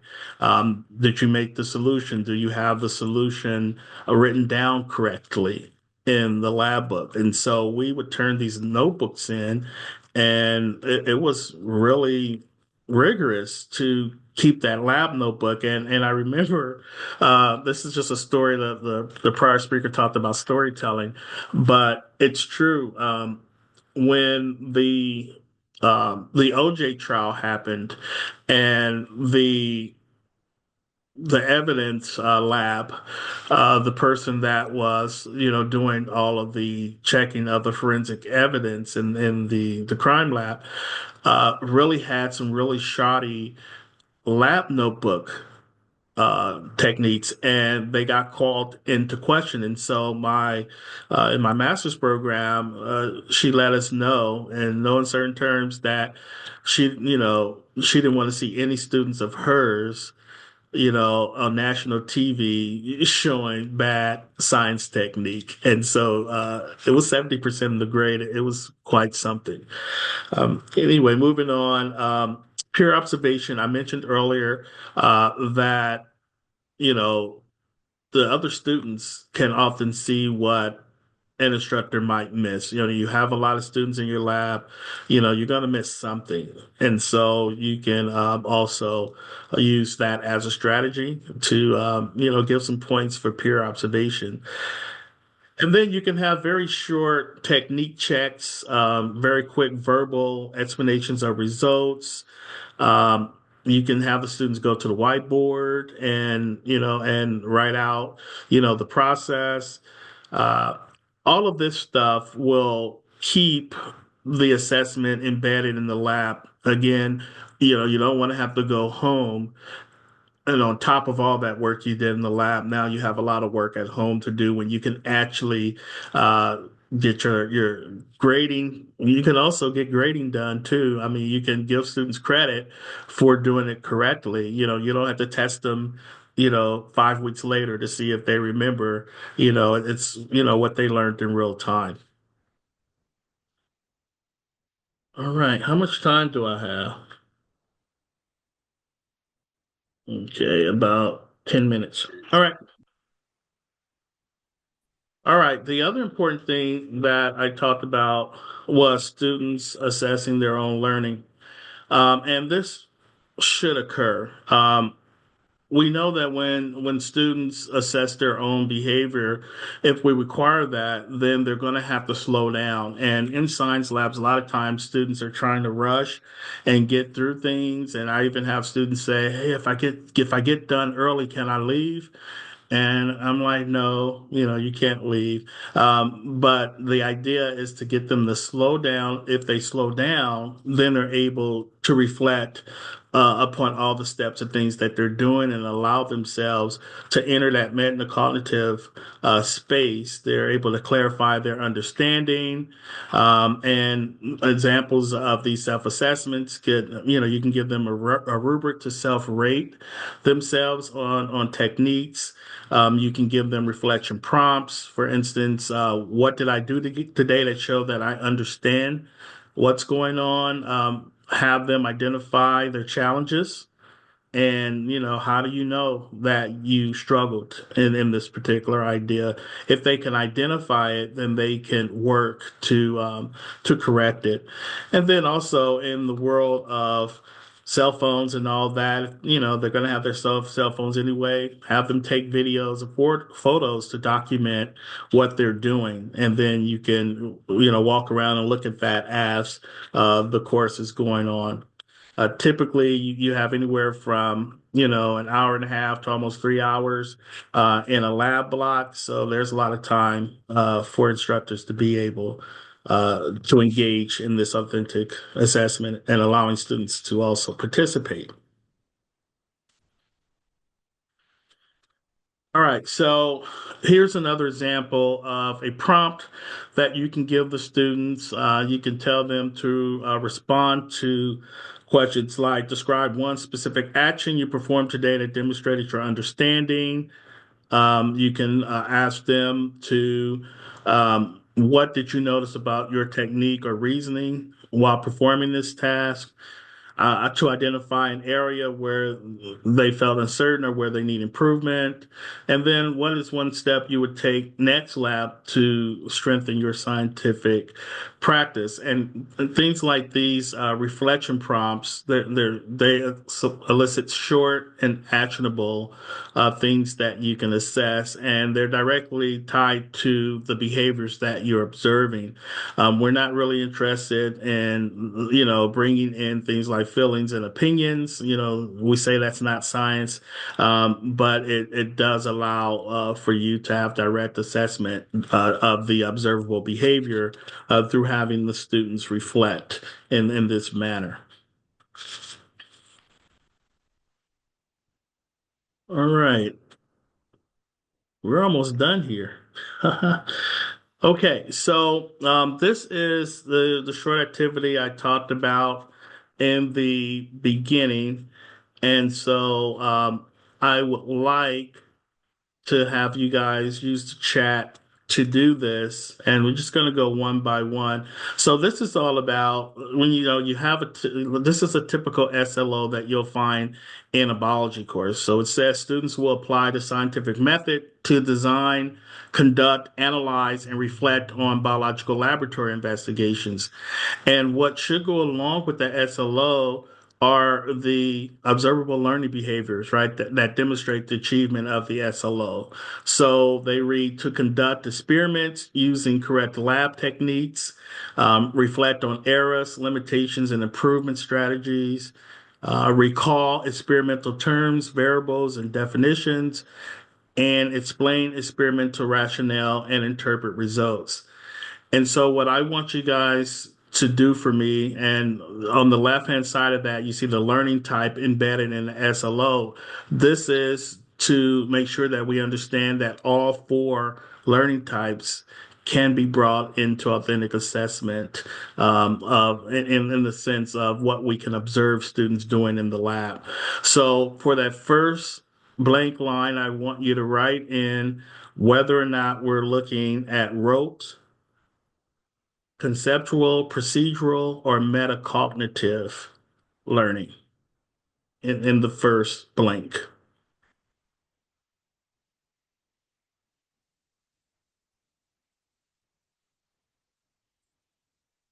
Okay, I'm seeing procedural.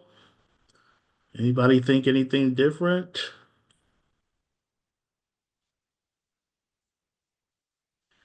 Okay, so those of you said procedural, you're correct. All right, for the second blank, what are we looking there? Rote, procedural, conceptual, or metacognitive?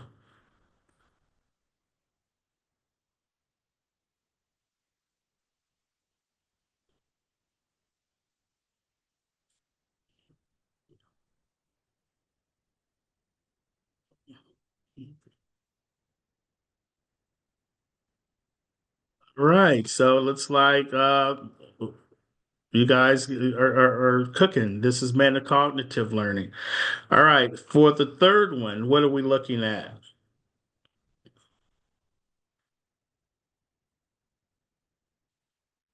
Man, you guys are cooking.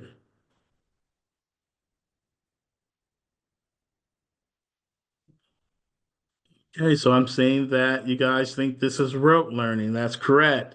And finally, what is the fourth one?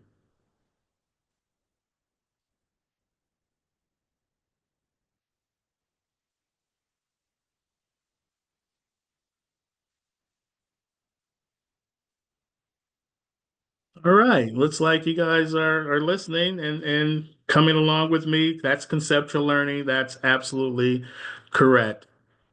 All right, and so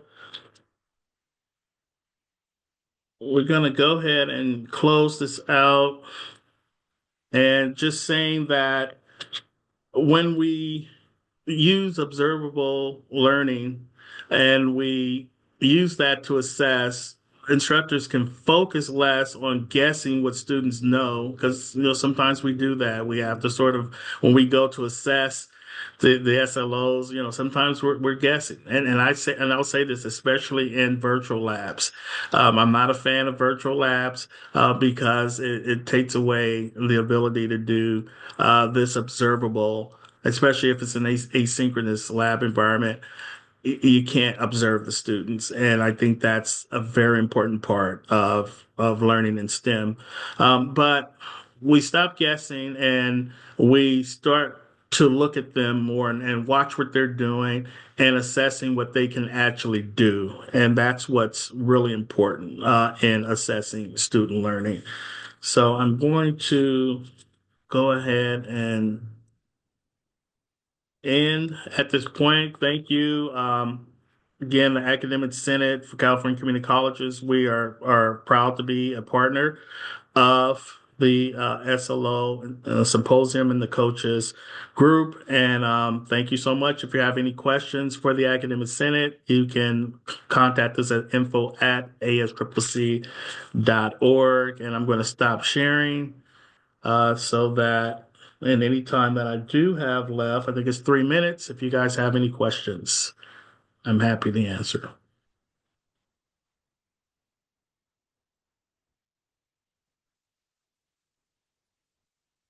And I wanted to do a shout out to Amber Gillis. I see you in the house. Robert, quick question. Uh-huh. Um, Sometimes the struggle on that particular sample that you provided, the SLO, and I put it in the chat, that you had one, two, three, four verbs. How do you capture all those verbs in the assessments? So for me, it's not that hard in the science lab because you're actually seeing it and you can see it all happen. So I know for uh, some disciplines it's a little hard to look at more than a few things, and we typically don't have a lot of SLOs. When the SLO is itself, but then the activities that you're going to observe to see if they're creating an SLO does seem expansive, but in the sense of the science lab, it's really not that difficult because this is something that you're actually seeing the students do in real time versus trying to ascertain it through something that maybe they're turning in, like homework or something like that. But you got to have your you have to prep for that, right? So when you're talking about your checklist and things that you're going to have as you're observing the students, that takes some prep time to make sure that your assessment tools are set for you to look for those verbs. Thank you. Thank you so much, Robert. Uh, So good to have you here. So good to hear you talking about biology. We put you on the ASCCC stuff all the time, but it's also cool to remember you have all this biology knowledge and expertise that you could share with us. So it's beautiful. Thank you, Bethany. And thank you guys for the invite. Happy to have you here. Happy to partner with ASCCC always. And yes, also shout out to Amber, who's amazing. So I think we could take a little break. Is that okay, Yarek?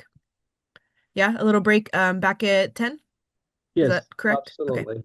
Back at 10 o'clock. Thank you. Yeah, take a few minutes, everyone. Get up, move around a bit, and we will see you at 10 o'clock.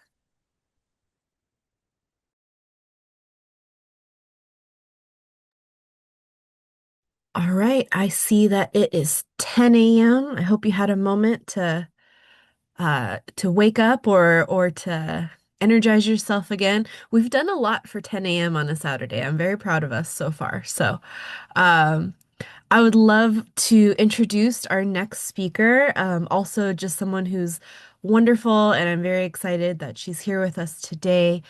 We had two just such wonderful people back to back. So excited I get to do this. So, our next speaker is Nickawanna from the Accrediting Commission for California and Junior Colleges, also known as ACCJC. And Nickawanna is going to talk in this session about current ACCJC expectations regarding assessment of student learning at the course program and the institutional levels. We will be able to explore the standards that define evidence of learning, including direct assessment, alignment across levels, and use of meaningfully disaggregated data. We know this is going to be a hot topic, right?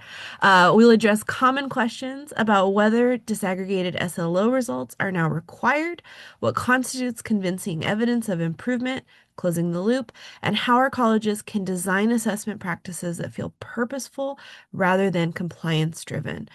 This presentation will also highlight the role of students in the SLO process and ways that accreditation can help students better understand what they are learning and why it matters.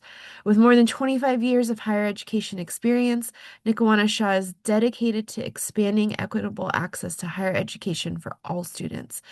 She's held numerous faculty and administrative leadership positions, including 16 years as classroom faculty, and has served 15 years in faculty leadership roles, including 8 as a Senate president, God bless you for that, and other executive leadership roles, and 2 additional years as curriculum chair. She's co-chaired college-wide gap analysis, helmed as a dean of language arts and library, and served as the ACCJC commissioner before joining the commission in 2024. Please join me in welcoming Nickawanna, and let's get to it. I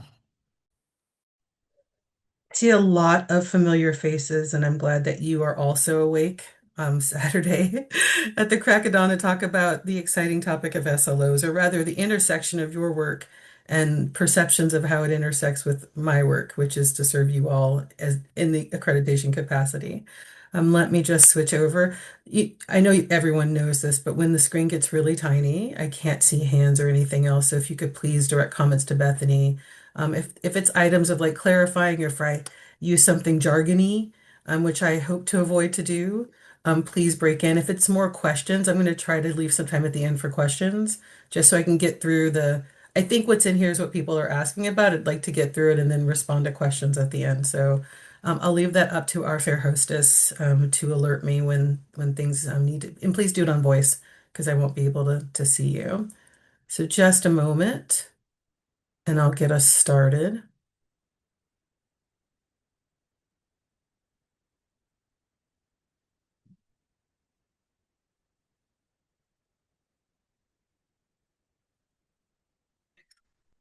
Folks able to see my slides? Thank you. All right, so again, demystifying, that's just a really fancy way of, I'm going to try to explain the places where it seems like we have an overlap, where it's just, there's no clarity. And so I'm going to talk a little bit today about the standards, talk a little bit about disaggregation, and meaningful assessment is certainly one of those gray areas that we'll dive into. So why this conversation matters, it's if you look at the change between our 2014 and 2024 standards, the amount of content we've provided to bridge the gap of uncertainty around what reviewers are looking for, or what the institution must provide to show compliance with standards, that gap has been closed remarkably. But in this particular area, which is not a fine detail because assessment is pervasive and SLOs are but a part of it, we know that there's some confusion that still exists, and so I'm hoping to clarify that today, based on the guidance that we do provide.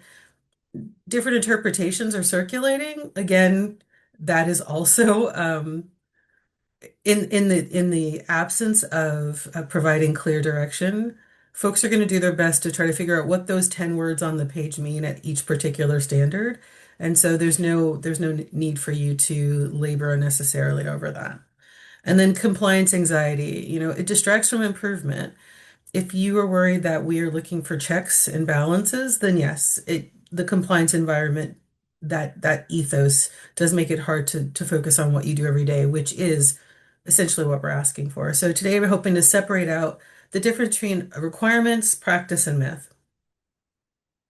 Some questions. So your leaders in this work have provided me with some sort of areas about which folks were had some questions. And in order to keep my talk on track, I keep seeing Bethany and I'm like, I'm so distracted by her sweetness. All right. But to look at things across the college, colleagues are asking, what does ACCJC actually expect regarding SLO assessment? Are disaggregated SLO results required now? What counts as convincing evidence of student learning? How do we make assessment meaningful for faculty and students? How do we show improvement rather than just compliance? So my goal for today is to clarify those expectations, and to talk about the practices that you all are probably already doing that you maybe aren't aware that you can already surface to meet these requirements. And so these questions didn't come from nowhere. They reflect the uncertainty across the field. And today is just about making sure that we can all end up on the same page, and so that we're looking at improving student learning versus chasing unclear expectations. So fundamentally, what do we care about at the commission? We have done a lot of work on ourselves and in what we publish as support to the field to move from accreditation as surveillance to quality assurance. And so the standards emphasize student learning, institutional effectiveness, continuous improvement, equity, and student success. So the goal is improvement, not paperwork. So where do these expectations appear inside of our literature? Well, assessment appears across the standards. You can find it in teaching learning, so standards 2. You can find it in effectiveness, standard 1. Program effectiveness also in standard 2. Improvement of the process in your integrated planning falls throughout all of the standards. So assessment is something that I think we've been fairly consistent on saying that it's integrated, not isolated, and that SLOs, however a campus is flexing to use those, is a part of that ecosystem. So it isn't an add-on SLOs, it is a part of the ecosystem of how academic affairs, through core, I'm wearing my curriculum hat for a minute, through the core, so the curriculum outline is able to reinforce alignment between sequences of courses or within groups of courses. It's also a way in which programs, should they choose, they may have another mechanism to do this, checks in to see if cohorts of students, if there are changes between modality, content, updates to courses, if many of you are engaged in this process, which I suspect you are, of Common Course numbering. There's a lot of deep dives about what is considered essential from above and what needs to be taken out at the community college level or reworked at the community college level. So these types of assessments are endemic to the ecosystem of the classroom. So what counts as evidence of learning? Learning is all over the place, right? We can see it in direct and indirect ways. The indirect ways are sort of the batch ways where there isn't interaction between the student and the teaching professional. We look at completion rates, surveys. Those are indirect evidence is vital to the accreditation process, but it is a summation of these more intimate processes that are aligned specifically with student learning, which SLOs are. So that's why I bring that up today. Completion rates don't tell you the quality of what students are mastering inside of a class. They just tell you who persists. And so just as that data would be invaluable to you as you rework a course or start to align it in other ways inside or outside of your institution, it's also harder for evaluators when they come to understand, well, you're talking about the success of a program and we see completion rates. What are the skills that students are learning? Now, are folks dialing down to that level? No, but in the process of submitting evidence for an ICER, one might use examples from your program review process. And so inside your program review, you can also see evidence of direct and indirect evidence as you talk about completion of particular types of assignments, the demonstration of critical thinking in coursework. Anyone who teaches in English, this is an easy example. Anyone who teaches in like Bio 105, like capstone courses, the norming of what are expectations at the discipline level, often find that data being collected through SLOs and through rubrics that allow folks to have different conversations because how each instructor might teach is different, right? So in this case, the evidence that you're able to provide from SLOs, from that norming that happens around the course itself at that intimate classroom level, is fundamental for what you ultimately provide as indirect evidence around success, completion, retention, or program viability or discontinuance. There's a wide array of really interesting and rich data that happens at the classroom level that's normalized through SLOs. And so the purpose of disaggregation, I loved one of the questions that I got, and it wasn't, I maybe didn't take it the way it might have landed if someone had less experience with this. So one of the questions was like, do we need to disaggregate down to the individual student in every section? And it was very detailed. I will tell you, when I got it from Bethany, I was like, wow, this is a lot. If an institution chooses to go that route, they can. I don't want you to take the dubious sound of my voice as you shouldn't or should. It's a lot, right? And organizations being what they are and teaching being what they are, the commission, which is empowered by membership. So the standard we hold you to around institutional standards are normed by the membership. They are written by the membership. We are just there to make sure that those are consistent as outsiders to your internal processes. Not all data needs to be disaggregated in all contexts. Disaggregation is about finding out if, yes, we could look at those, what is Department of Ed calling them now? Immutable characteristics to avoid using DEI. There is meaningful data that can reveal equity gaps that is not about skin or cultural diversity. When we look at teaching, we can look at modality.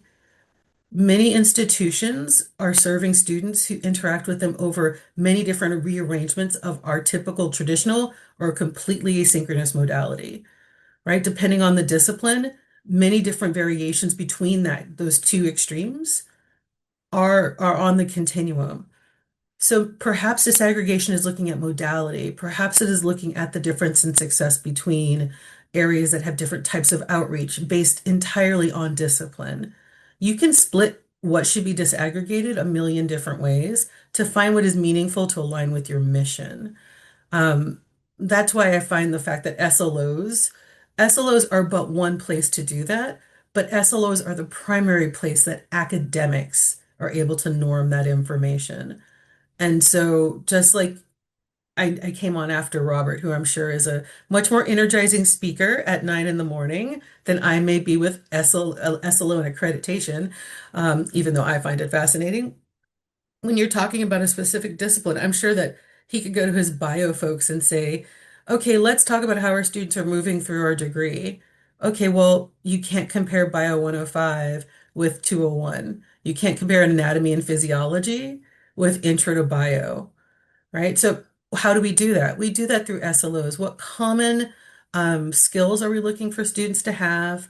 What are their success at those skills? And does that success help them to move along a pathway to a particular completion point, which is a degree or transfer or retraining? We know that community colleges have a million different ways in and out for students through the academic environment. And so there's a utility there for SLOs to create a common backbone to look at success over a course, over a period of time, throughout a discipline, in order to see if student success can be supported differently, if it can be increased.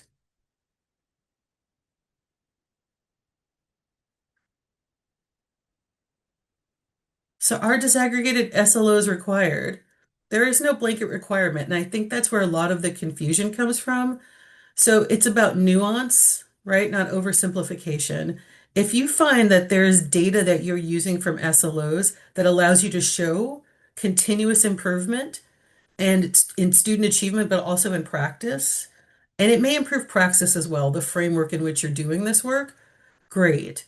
I think folks run into this when they start to look at midterm reports or renewals, getting toward reaffirmation, and they find that their processes, or they may have already discovered this in between reaffirmations, processes that are stale, need to be innovated. You oftentimes find that out in academics through coursework or course outline of record updates. So disaggregating your SLOs, we expect that that happens because it's going to help you understand academically if students are meeting the benchmarks that you've designed into a course. If there's other ways that you're doing that, do we embrace and accept those? Sure. Primarily, I know that many folks on the call are California community college folks. You already have an expectation of that disaggregation that is very formulaic from above when you look at all data you submit to your chancellor's office. That isn't part of our requirements. So you can use that, what you're already working on and supplying to the chancellor's office, but there may be other ways that you have disaggregation happening. So remember that disaggregation is not just based on bodies in a room, their identities and characteristics, right? It can be based on anything that is useful inside the course that allows you to improve the course and through that student success. It can be actual success for students. It can be the transferability of a class. But SLOs are the common language inside the class that each institution develops to be able to norm if that class, right? It's like it would be like taking the spine out of a body, right? It's the thing off which every other appendage of that exploration is built. So yes, it's a useful tool, but there is no standard blanket of you must do this in every section in every way.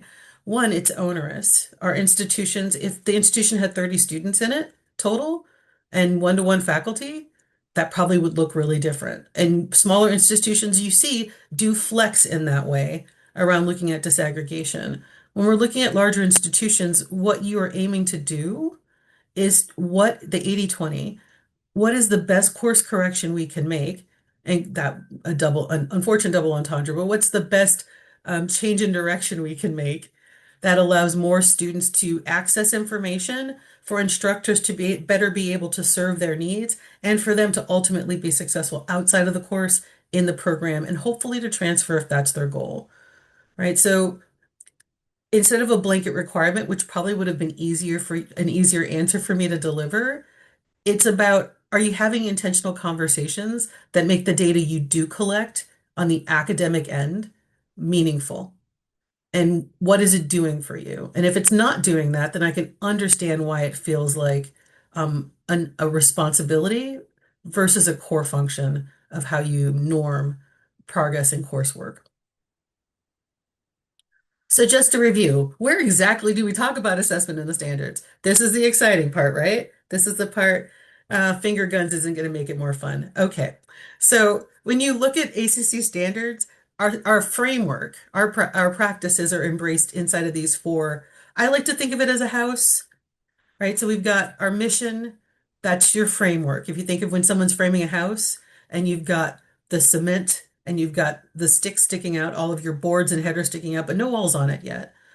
That's the mission. What kind of house are you building? A ranch, a cottage, right? The size of the house really depends. And it depends in a lot of ways, not just on your mission alignment, but on resources, which we'll get to a little bit later. And so the evidence that you have helps you to figure out, is this framework still working? Does this house have any places we need to shore it up? Student learning, those are your walls in the house, the types of rooms you have, the different services that different students need. They're available to all students, but some are really integral to the success of particular parts of your student population. And you also have provided funds in order to create different rooms for specific populations.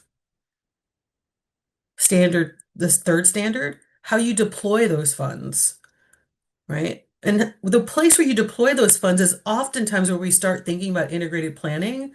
But let's keep in mind that that planning starts in the classroom and actually in the course outline of record.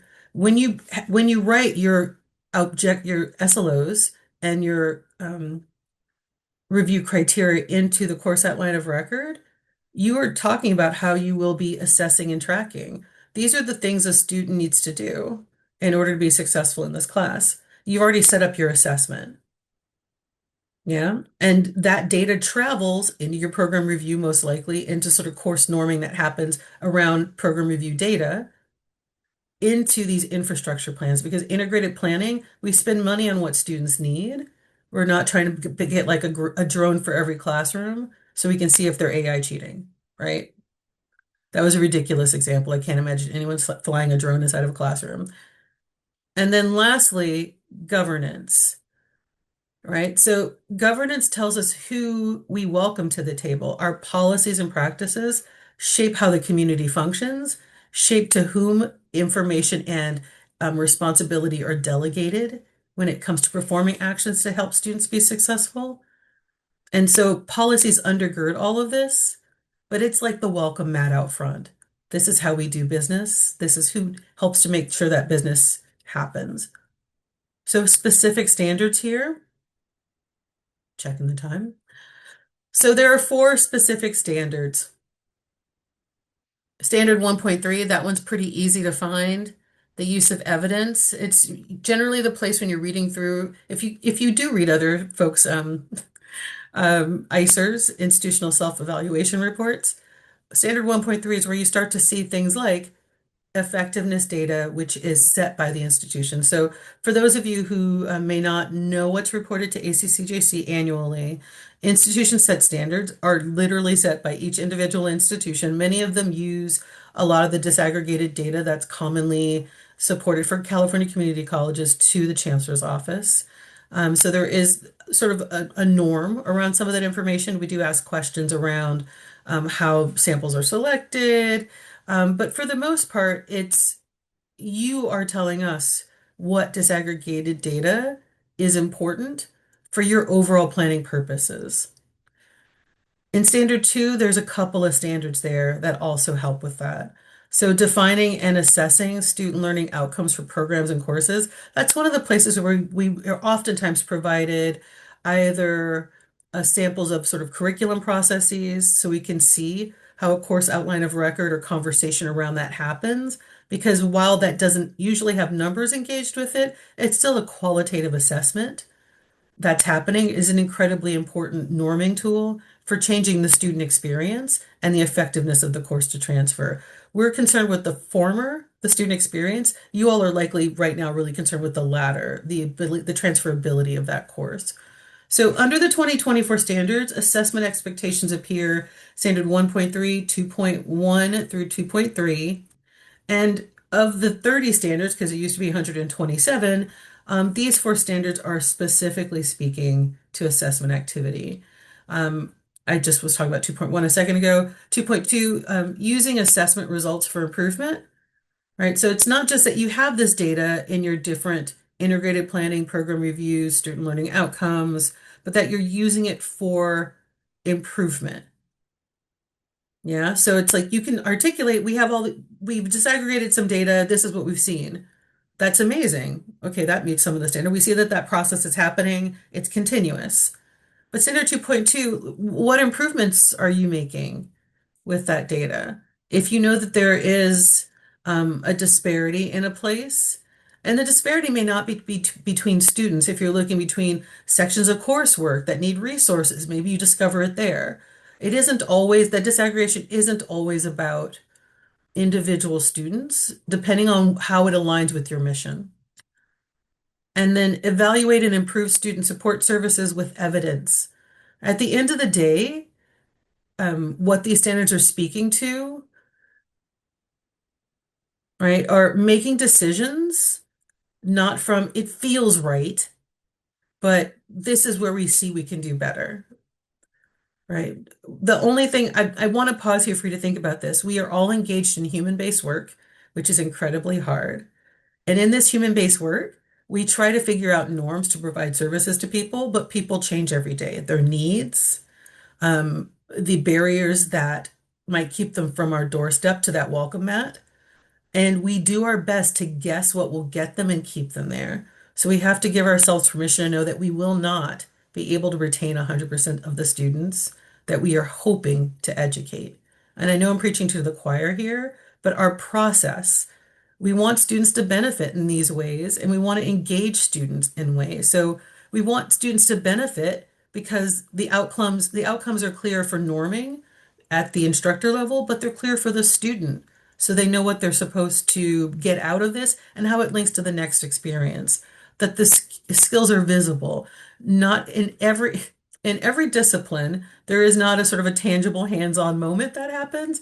Some of that, what becomes visible is the interchange that gets expressed through critical thinking, right? So the skills becoming visible, a student learning to write a 5-sentence paragraph, right? Their ability to diagram a sentence and understand how to articulate that back to others or to their peers when they're studying together. But ultimately, that regardless of the course overall or the skills inside of that course, that the expectations are transparent. And that we hope that students can engage, through, capstones, portfolio, the reflections. These are just examples of things, but ultimately, students engaging through critical thinking. The data derived from those critical thinking activities allows you as an instructor to tweak assignments. That's an assessment, and that's a course correction based on an assessment. An example from my own life, when I was a classroom instructor, which wasn't that long ago, Bethany reading my biography, I was like, I'm so old. I just started really young. Labor practices were different. But in the course that I think of, I had a course where, and when I say this to you, know that I'm not advising this. This was just the nature of the course. I had a course that I was teaching that allowed me to do a daily assessment at the end of every class. And then I would use that assessment to tweak the direction, clarify explanations, but also to start my next class talking to them about the feedback they gave me and the questions that they had. And if there was something general to the entire group, I'd send out an email with follow-up information. I'm sure some of you listening to that are thinking that's exhausting, and it was. Was that my type of practice in all of my classes? Not every class lends itself to that because sometimes the over-surveying can be more confusing for students, especially if they think you're course correcting because they don't understand something. And so in that one class, which it was very pervasive, the subject matter allowed for that.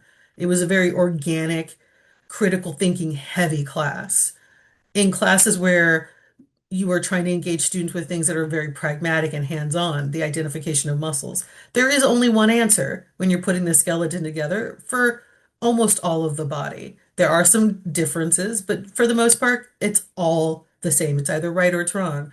That procedural knowledge allows for a different kind of course correction inside the class that ultimately spills out when you're norming with your peers around what's effective, what seems to be working, how can we keep doing this to improve students? So accreditation can help student understanding, we think, by asking you all to think about those things. So as a learning tool, we hope that as we ask you to reflect, not in response to a checklist we have, that this thoughtfulness around the data you do use, including SLOs, will clarify pathways. It will improve your curriculum alignment. It'll look at equity and support changes either at the instructor level when it comes to equity or at the student level when it comes to equity, strengthening, and it also strengthen outcomes. If SLOs, you all already know this, but if your SLOs or your evaluation components inside of a course outline of record don't work, you recognize that and you go back and you redocument and you correct the course or update the course. The purpose of this kind of engagement is about the conversations around SLOs are a very discrete part of that, but what we're talking about is data and evidence that drives practitioner change for better student learning experiences.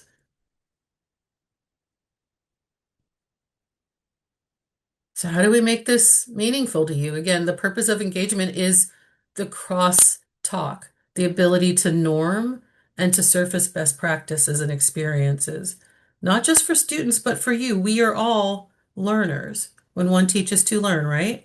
So every day that we get to teach a student, we get to discover a new way to explain something. Because gosh help me, in my time teaching, I'm a Southerner, and as you can tell, I like to talk story.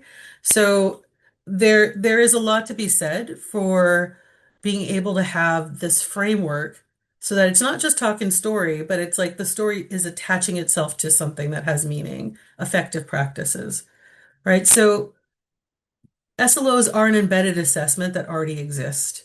Because of how most course outlines of record are formulated, there are generally assignments attached to those. When you're writing those, hopefully at that point, you're keeping the scope realistic, right? Do you expect 100% success for everyone and everything? In some disciplines, maybe not. In others, it might be compulsory. If you have relationships with workforce partners that have licensure expectations, you're going to want that to be really high. So what looks like success between disciplines might look really different from subject matter to subject matter.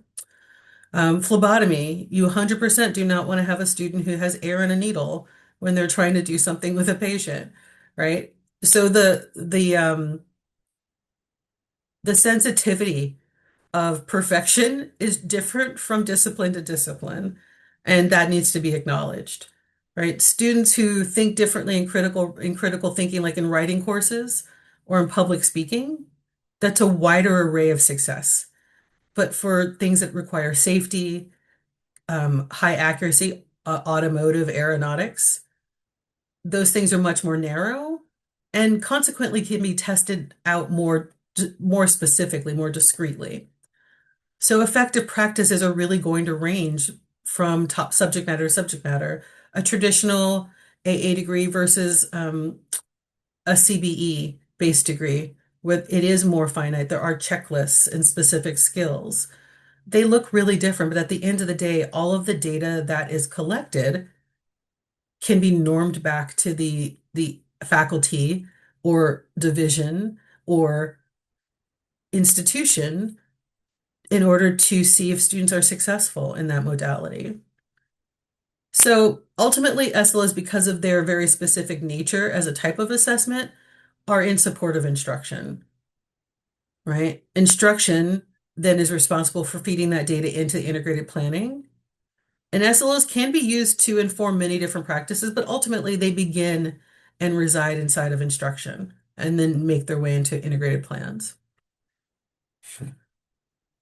So when evaluators are coming, we're looking for that strong evidence, but the evidence is not, we're diving in to see how many SLOs. We do ask for representative samples of things. Many of you who your last review was under the 2014 standards, a part of this is you may not have seen the crosswalk between the old standards and the new standards, but going from 127, where it did seem like the culture of the membership, because remember, these are written by all of us, not just by the 10 people at the main office. The culture of what was expected was there was a lot of checklisty things. If you haven't had a chance to look at the new standards or the rubrics or the quality continuum, there are a lot of tools there to help to explain what it is we're looking for in a more finite way, especially around these standards. So we do have a review criteria document that's available on the ACCJC website. If you go to resources and then go to eligibility versus accreditation, you'll see a document that talks about each of the standards, describes the standard, and then says what the reviewers, like basically questions that we process, but there are also questions the institution can process around what we might be looking for as examples of, and then we provide places where data resides in general. This is to help reviewers have a shorthand of what to ask for if they're looking for something and they feel the evidence is missing.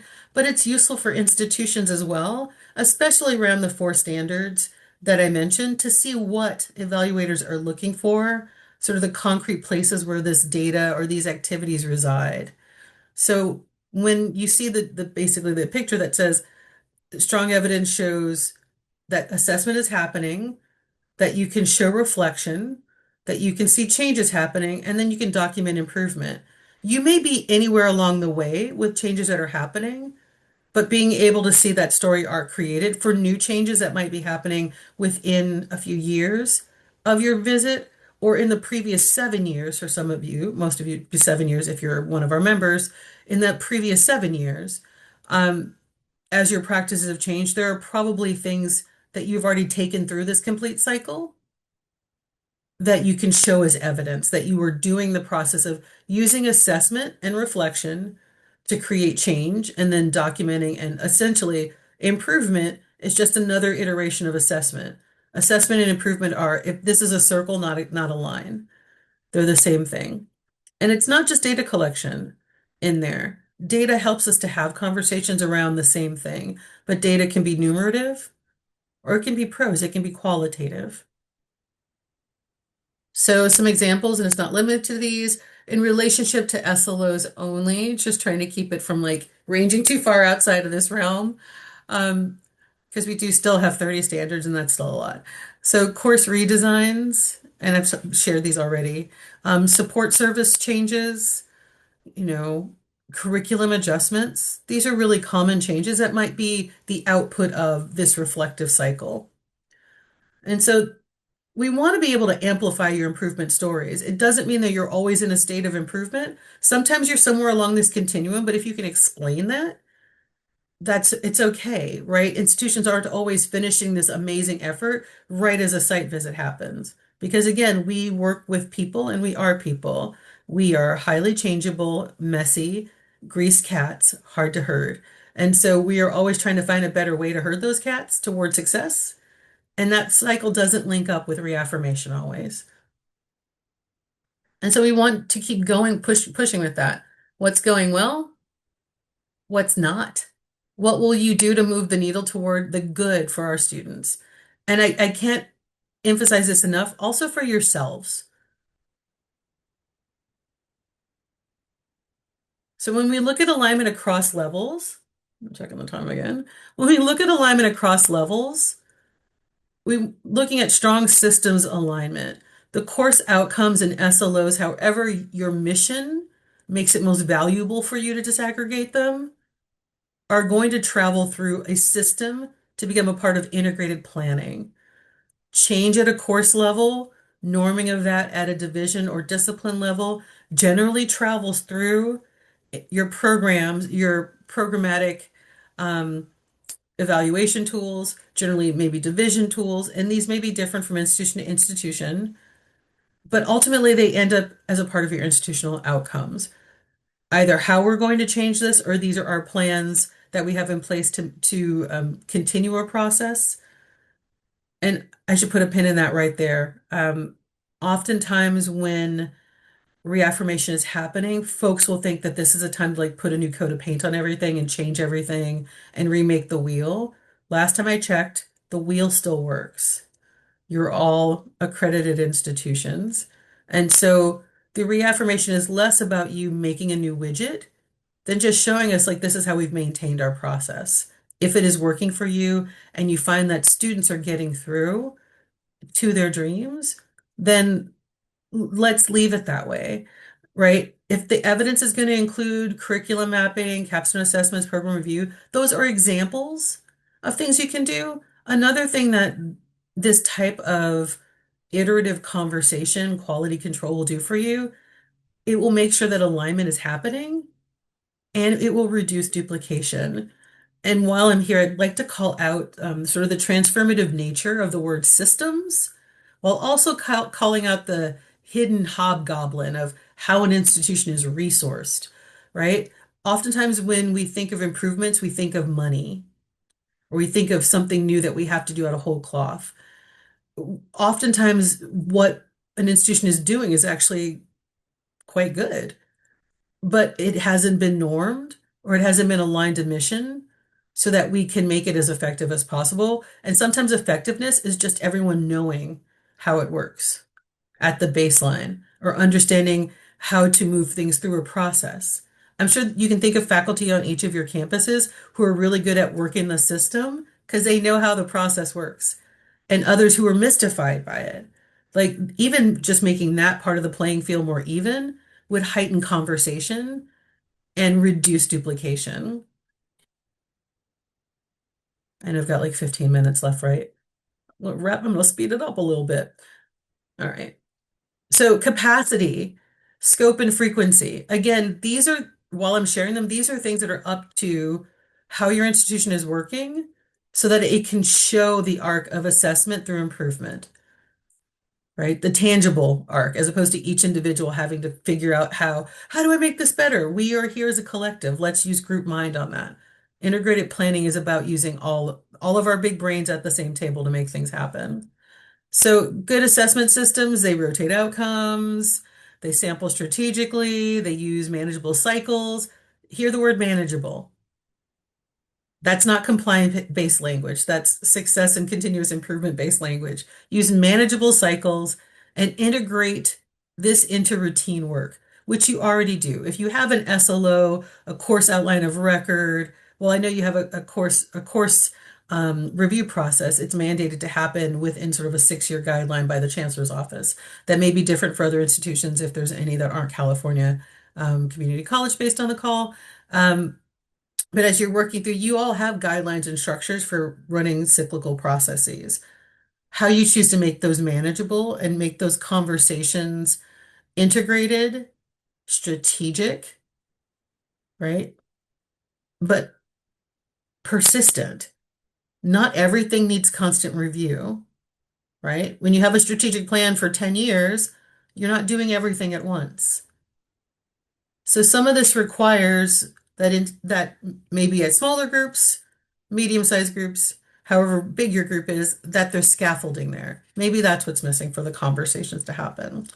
So some myths versus reality. Every SLO must be disaggregated. Disaggregated when meaningful.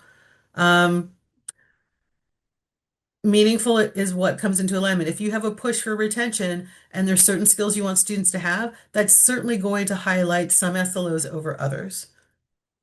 It's just going to happen. And based on the disciplines, and they may seem drastically different, but as discipline experts, subject matter experts, you know best in what SLOs are going to need refurbishing at a particular time. Second myth, assessment equals compliance.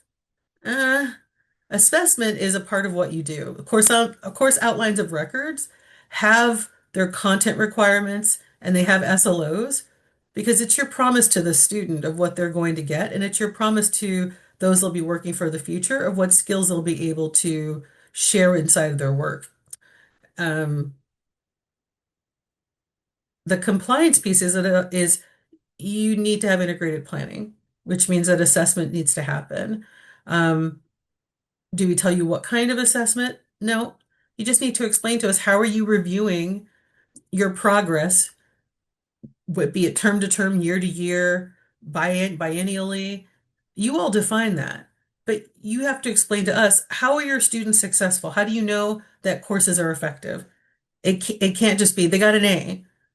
Okay, but what can they do? How do we know? Right? So this goes back to the academic responsibility of, as a steward in the classroom, it was my responsibility to ensure quality control. And I didn't have to, I could choose how to do that. I gave you an example that was an exhaustive example that I would not suggest to anyone. It was a lot of work. It was great. I felt really awesome about it because of the connection to the students, but that would not have worked in other courses. Right? So assessment supports improvement. Assessment is not about compliance. Because it falls fundamentally and originally in the hands of faculty. You're just telling us how you're using your processes to ensure that students are improving. And lastly, more data equals better accreditation. We did go from a 900-page ICER to a 70-page ICER. So I think the last myth is we don't want more. We want effective communication. So the data that's useful for you to be able to show and explain to your peers, to norm within your discipline across different academic areas, that learning is happening, that these skills are pervasive, is far more useful to us than they gave us more data, right? I understand that the former relationship used to be the more we give them, we'll kill them with data and they'll just assume we did it because they'll have fatigue. And I got to tell you, the folks who have been on teams are indefatigable. You cannot keep them down. So you could give them 1,000 pages and they will read every page. Having been on teams, sadly, I am one of those people too. So it's probably a curriculum chair faculty thing. Most faculty who end up on these reviews also are very persistent about every morsel and every bite that you give them. They will eat. So we're asking for you not to bloat them on things they don't need. And vis-a-vis, we're asking for you not to have to produce things that don't feel useful. So I hope some practical takeaways. I hope that every center that you have a responsibility and an opportunity to make the work of students and yourselves more purposeful in aligning what you hope students get with what the institution is promising students as far as SLOs in the course. If the SLOs no longer serve the course or that you don't see that they are allowing you to have conversations with your peers, then at the local level, you can determine what that looks like. All of that is inside a shroud of beauty and mystery that you provide to us through evidence of your assessment through improvement process. You design that. We just ask that you show us that you are doing that so that student improvement is continuous and ongoing. So focus on learning improvement, use evidence already produced, disaggregate when helpful, engage faculty and students, and keep systems sustainable, which I think underneath all of the questions that I received was the biggest issue. We have a new thing, we have to keep it sustainable. No, you already have a system that's incredibly intricate. It may just be how are you purposing all of that work you're doing in your discipline specific, in your division specific conversations. How are you doing that? That allows you to understand what we're looking for, which is you assess, you diagnose, you make changes, and improvement happens. And that improvement is just the tail of the snake that's in the mouth of the snake, because you start all over again. You decide what's sustainable in making that practice livable for you. So I hope, I've only got 2 slides left. So I hope, what have I tried to clarify today for you? Where assessment expectations live in the standards specifically. And you have a copy of the slides so you can see exactly what it is. They won't disappear. What counts as evidence of student learning, when disaggregation is meaningful, right? And when it isn't required. The isn't required part is what disaggregation is going to help you to make students or help them be more successful. There are places for that in all types of assessment, not just in SLOs, but SLOs are the primary place that happens for the academic units. What evaluators look for in improvement efforts, I directed you to a very specific document that's under eligibility, that first section on the resource. When you go to the resource menu and it pops out, that very first section has a document that has review criteria. Please open that document. It will show you what they're looking for and the kinds of questions we ask them to think about when they're not sure about something. But it's also incredibly useful to you, along with the rubric that starts on page 53 of our accreditation handbook that talks about each of the standards and sort of examples of inbound behaviors of what meets accreditation and not. Both of those documents are gold to you as well as to the peer review team as far as understanding what we're looking for as you are writing your ICER, but also as they are preparing their peer review team report in response to your self-evaluation. And then lastly, how assessment can support faculty work and student learning. We don't dive in and telling you how to do your job. We want to see that you're using data and that transparency to have conversation with your colleagues, with students about what learning is happening and how to improve it. That is the ultimate expectation. So I know that many of the concerns that we started with come from uncertainty and not resistance. So I come to you happy to help, not just as a VP liaison, but as a former colleague to many of you in the system sense. The goal is not to do more assessment work, but to make the work that you're doing actually improve student learning by clarifying the power you have in norming and conversations across that. You're already doing it. And when we keep improvement at the center, accreditation becomes more manageable because what we're looking for is to see that that arc of discovery and improvement is happening, not to micromanage what aligns to your mission, your program values, or your course expectations. Lastly, if you want to firebomb my mailbox, just kidding. You can reach me at the top, or if you're a member and you want to talk to your VP liaison, you can find an institution, and it will tell you when you find your institution who my coworker is that you could talk to as well. And then if you're like, but I don't have their email, then go to the staff directory and you can find all of our emails. We are a very tiny office. Many of you get to see us multiple times a year in different ways, and I look forward to doing more of that with you. So I just want to say thank you so much. Thank you. I see Enrique has his hand up. Quick I think he has a question, Nick, question. quick question. You noted that useful data matters more than more data. Yes. Useful to whom? Faculty, programs, students, or accreditors? Well, accreditors aren't the people in that equation. You were showing us about the iterative process. So the former three that you mentioned, at your institution, you need to decide who's your prime target for that conversation, for that area of improvement. In some cases, it may be faculty, right? So it could be multiple different constituents inside your institution or workplace partners, right? But as the accreditor, what we're looking for is that that process is happening and that you can explain the iterative nature of that process so that we know that you are looking at whatever data you have that aligns with your goals. You can explain that to us, right? It's just like the course outline of record. You can explain what it is that you are trying to improve. You can tell us how you're going to change it, and then you're going to tell us what happened, right? The expectation is not that everything, just like SLOs, is not that everything's perfect. We still, for anyone on the call who has had anatomy and physiology or memory and learning, we still don't understand how learning happens in the brain. It's fundamental as a professional, as a teaching professional, that we try to figure out what's the best practice for students to be able to have this go into their hippocampus versus the crazy experience that inflames the amygdala and makes it bigger and then more forgetful.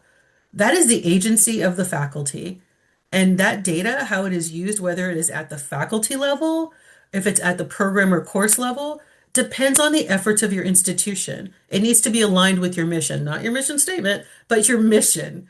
And that, depending on the discipline, depending on the time at your institution, that'll be different. It won't be uniform in every place, but you will have uniform processes where you can collect that data to inform your use of standard 3 information, which is how you fund activities at the university to support that work.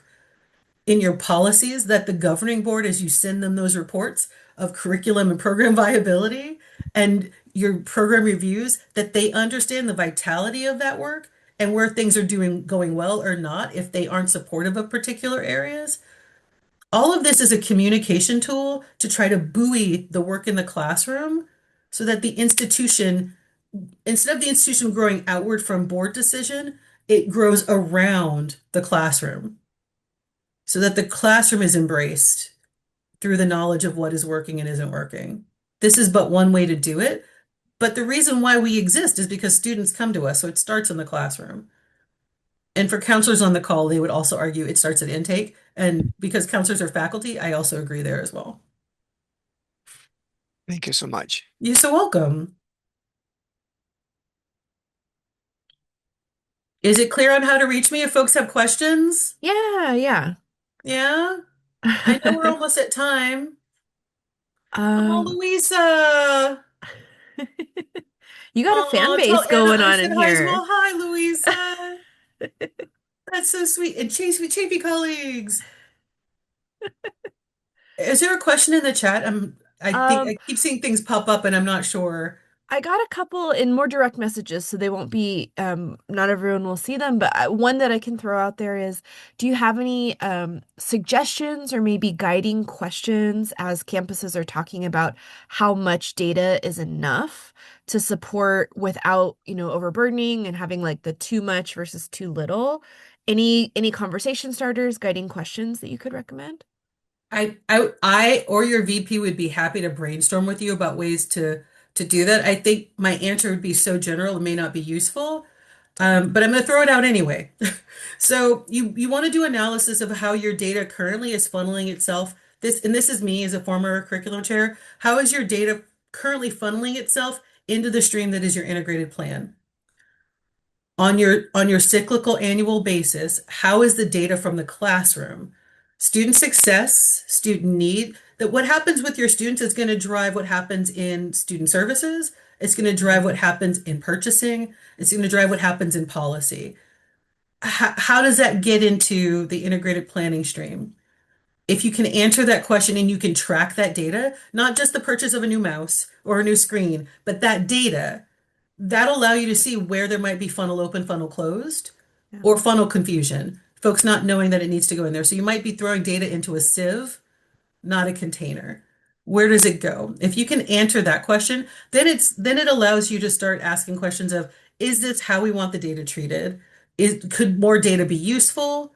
Do we need to do more data, or is it just having different conversations with the right people so that they understand the reality of what we're doing, both the successes and the opportunities for growth? Love it. Thanks. That was not an overly simplified answer and by any means, I don't think. I think It's a some great answer. institutions, though, but I think some institutions do Yeah. understand where their data is and isn't going or what they're providing in different ways. But I don't know that we all think that way every day because many of you are probably faculty, and the experience of being engaged with your students in the classroom, sometimes dozens, sometimes hundreds at a time, doesn't allow you to, we don't have time in our process to full stop and reflect at most institutions on a regular basis. And it generally only happens around the ICER. And so it becomes not only an internal stressor, but an external one because strangers are coming to your house and they want to look through your rooms and they want to see how you're spending money. And they want to look under the welcome mat. What's under the welcome mat? What are your policies? And so it's a bit like building a plane while falling out of the sky in that, right? And so I understand it's stress inducing to have people come over and your house may not be clean and you don't even know if it's clean, but your VPs can help you with that question. And if you want to talk to me about it, because I'm a remote worker, I love talking to human beings about SLOs. I'm also happy for you to reach out to me as well. I will copy your VP so they know that I'm slowly trying to make you my new best friend around SLOs. I think even that in and of itself is a great response, right? Working with ACCJC as thought partners, not just you come visit our house once every so many years, but having that continuous conversation is also really valuable. So this Yeah. was wonderful. Thank you I'm so so much. glad. No, You have thank you all some, so much for inviting me. I've so enjoyed the past 2 years, and it's not a requirement for you to keep inviting me, but I'd be happy to come back just to hear the great work that you all are doing. Thank you so much. I mean, you have such excellent information. How can we not invite you back? Oh, Bethany, I'll send you that Venmo. I got your Awesome. Cash I'll App. look out for it. I'll look out for it. Okay. Um, I don't see any other questions. I think we can wrap it up there. Yarek, are we taking another break after this? Yeah, I think What's the we have literally a minute or two, so I Okay. think that maybe some folks would like to, grab I don't know, extra water, Okay. coffee, or Do you whatever. want them back at 11? Yes, we are starting back at Okay. 11. So please take a couple minutes. One more huge thank you to Nickawanna. Also a huge thank you to Robert. Both of these just external partners that we rely on and we appreciate our connection so very deeply. Take a couple minutes, move around a little bit, and we will see you back at 11 o'clock. Thank you so Thank you. much. Thank you so much, Michelle. Thank you. Good morning, everyone. This is our closing plenary, and it's my pleasure to introduce our renowned scholars, gurus of assessment, Dr. Natasha Jankowski and Dr. Joseph Levy. Well, I'll just turn it over to you. Please share what's the newest on your agenda and tell us, walk us through the past and present and beyond trends and tips for assessment. Thank you very much for joining us. The floor is yours. Thank you so much, Yarrick, and very excited to be with everyone. We will share these slides. Great question. So you'll be able to look at any of the things that we put into there. But for those that I don't have the pleasure yet of knowing, I'm Natasha Jankowski, and Joe and I are going to tell you just a little bit about each of us. And our journey is going to be, I'm going to talk short about the past. Joe will talk about present and today, and then together we're going to explore where do we go and what's going on and what do we need to have on our radar. And then we'll have a little bit of time for some questions and dialogue with all of you. But if we have not yet had the pleasure, I'm Natasha Jankowski. Fair warning, I am a fast talker and I love this topic. And so I will try to slow down, but I cannot guarantee that that will happen. So if you're familiar at all with the micro machines commercials, I'm not that fast, but I do get on a roll. And I think that assessment is better when we add a little bit of humor to it. And so there may be some jokes that crack me up in here. I hope you enjoy it too. But my background in assessment is really one that brings across research, looking nationally from the time at the National Institute for Learning Outcomes Assessment and what are people doing in assessing student learning, what's working for whom in what ways, with philosophy, which is sort of what counts as learning, how do you know who's a learner, and all of the questions that really I think are the most exciting. So I take kind of a prismatic approach to looking at and understanding assessing student learning. And if you're interested in any of the ways that that shows up in scholarship, there's some different perspectives that I bring to this, which is often leading with students, thinking about systems, centering equity, and helping us understand where we've been so we know how to move forward in a meaningful way to make the change happen that we want. And Joe, how about you? Yeah. Hi, everyone. My name is Joe Levy. I serve as the Associate Vice Provost of Accreditation and Quality Improvement at Excelsior University, which is based in Albany, New York, but I am based in Chicago, Illinois. And I can talk fast too, so I think Natasha has me beat, but we both just get too excited about the topic. And my background is I was an English major, math minor in undergrad, and so just from the beginning, I wanted to merge data and narrative, and just love this work. I love doing assessment, and you can't do too much assessment without running up against accreditation efforts. And I've spent a lot of my career doing accreditation work, and that's largely what my day job is. I oversee all things accreditation, all things assessment, academic affairs, student affairs, and also credit for prior learning. And I moonlight as leading one of the board members for the Student Affairs Assessment Leaders Organization, and I help run the open course that we offer. When Natasha was at NILOA, I served as a coach. It was fun to collaborate back then and help support different institutions, and I still do that on the side when I can. And I think it's important to share that I also play bass guitar. I love going to concerts, and I am an amateur food eating aficionado. And so I like to eat large quantities of food very quickly, and would be happy to dine with you sometime and show off my skills.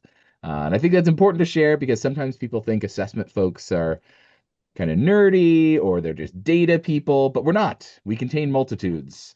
And so be excited to go along this journey with you all. Yes, I need to take up this like understanding more about how to do competitive food eating. I'm so intrigued. So as I mentioned, what we're going to do is I'm going to kick us off in talking about in about 15 minutes, sort of contextualizing a very Natasha-based history of assessment. So I want to put that caveat in there that this is a very curated background of understanding the environment we find ourselves in today. And with that, I want to add a little bit of lens for you to think about the theory behind where we've been and why choices were certain made that lead to structures and organizations of how we go about doing assessment today that are really important for anyone leading assessment or trying to coordinate assessment to understand in order to make change happen. Joe will tell us about challenges and trends and current practices because he's so amazing and awesome. And Joe, and then we'll explore some future possibilities, invite you as well throughout to please share your experience or any thoughts that you have or different perspectives. Very welcome to put that in the chat. And then if we have time, if we don't get like so excited when Joe says something, then I'm like, I gotta say something too, because that was so great. Hopefully we'll have some Q&A time in there for you. And if you're wondering where can I find more about this awesome stuff you guys are going to talk about, you can find it in our new book. Joe and I did a book on foundations of assessment. I think it's fabulous, not only I think Joe's part's so good. I think everyone should read Joe's part. And this was really a bringing together of faculty, student affairs, philosophy and history with ongoing practice and trying to put it together in one place and really helping us think through, not just I need to do something, what should I do, but how do I navigate the environment in which assessment operates and all that. So if you're like, that was just not enough, Natasha, I need more, you can find more in our book. It's super fun to read. Or I'd love your thoughts on it, actually, if you don't find it fun or do. Okay, so contextualized history of assessment. Let me tell you about some things. One of the things that I think is really important for any conversation that we're having on assessing student learning is that we have to realize that it's a place-based conversation. So assessment, that action that we engage in, happens within a specific place and a specific time, which means that it is impacted by what's happening today. So it could be, I need to make an argument to a policymaker that has this current value about higher education. So how do I need to think about my assessment to make that argument? Place-based, time-based things. But it's also informed by past conversations, past work, past structures, and where do we want to go? So if I'm trying to get ready for an accreditation visit, am I engaged in a different assessment practice than if I'm doing, I hope you're not, but I can see it and I see it all the time, ongoing assessment work in that regard. So it is very specific of that, which means it doesn't have to be the same. It also means that assessment is fluid and changes. And if we want to make changes to how we go about assessing student learning, what it does for us, how the processes are that we engage in, we need to understand what was tried before, what worked, what didn't, and why, and then help people get how what I'm asking you to do today is going to be different within a particular sphere, whether that's in a student affairs space, whether that's in a specific course, whether that's an understanding non-credit to credit, whether it's work-based learning, whatever that might be, understanding that connection points. And I would argue that the vast majority of the issues that Joe and I have seen in implementation, where institutions contact us and are like, I'm struggling implementing this, is that the processes are implemented out of context. So they are like, just implement this assessment process to do assessment as though assessment was sitting somewhere else and divorced from all the ongoing things that we have happening in our institutions and our programs in our lives on a daily basis. So if you're like, okay, Natasha, that sounds really cool, but I have no idea how to think about that in my practice. What are we talking about? I'll tell you.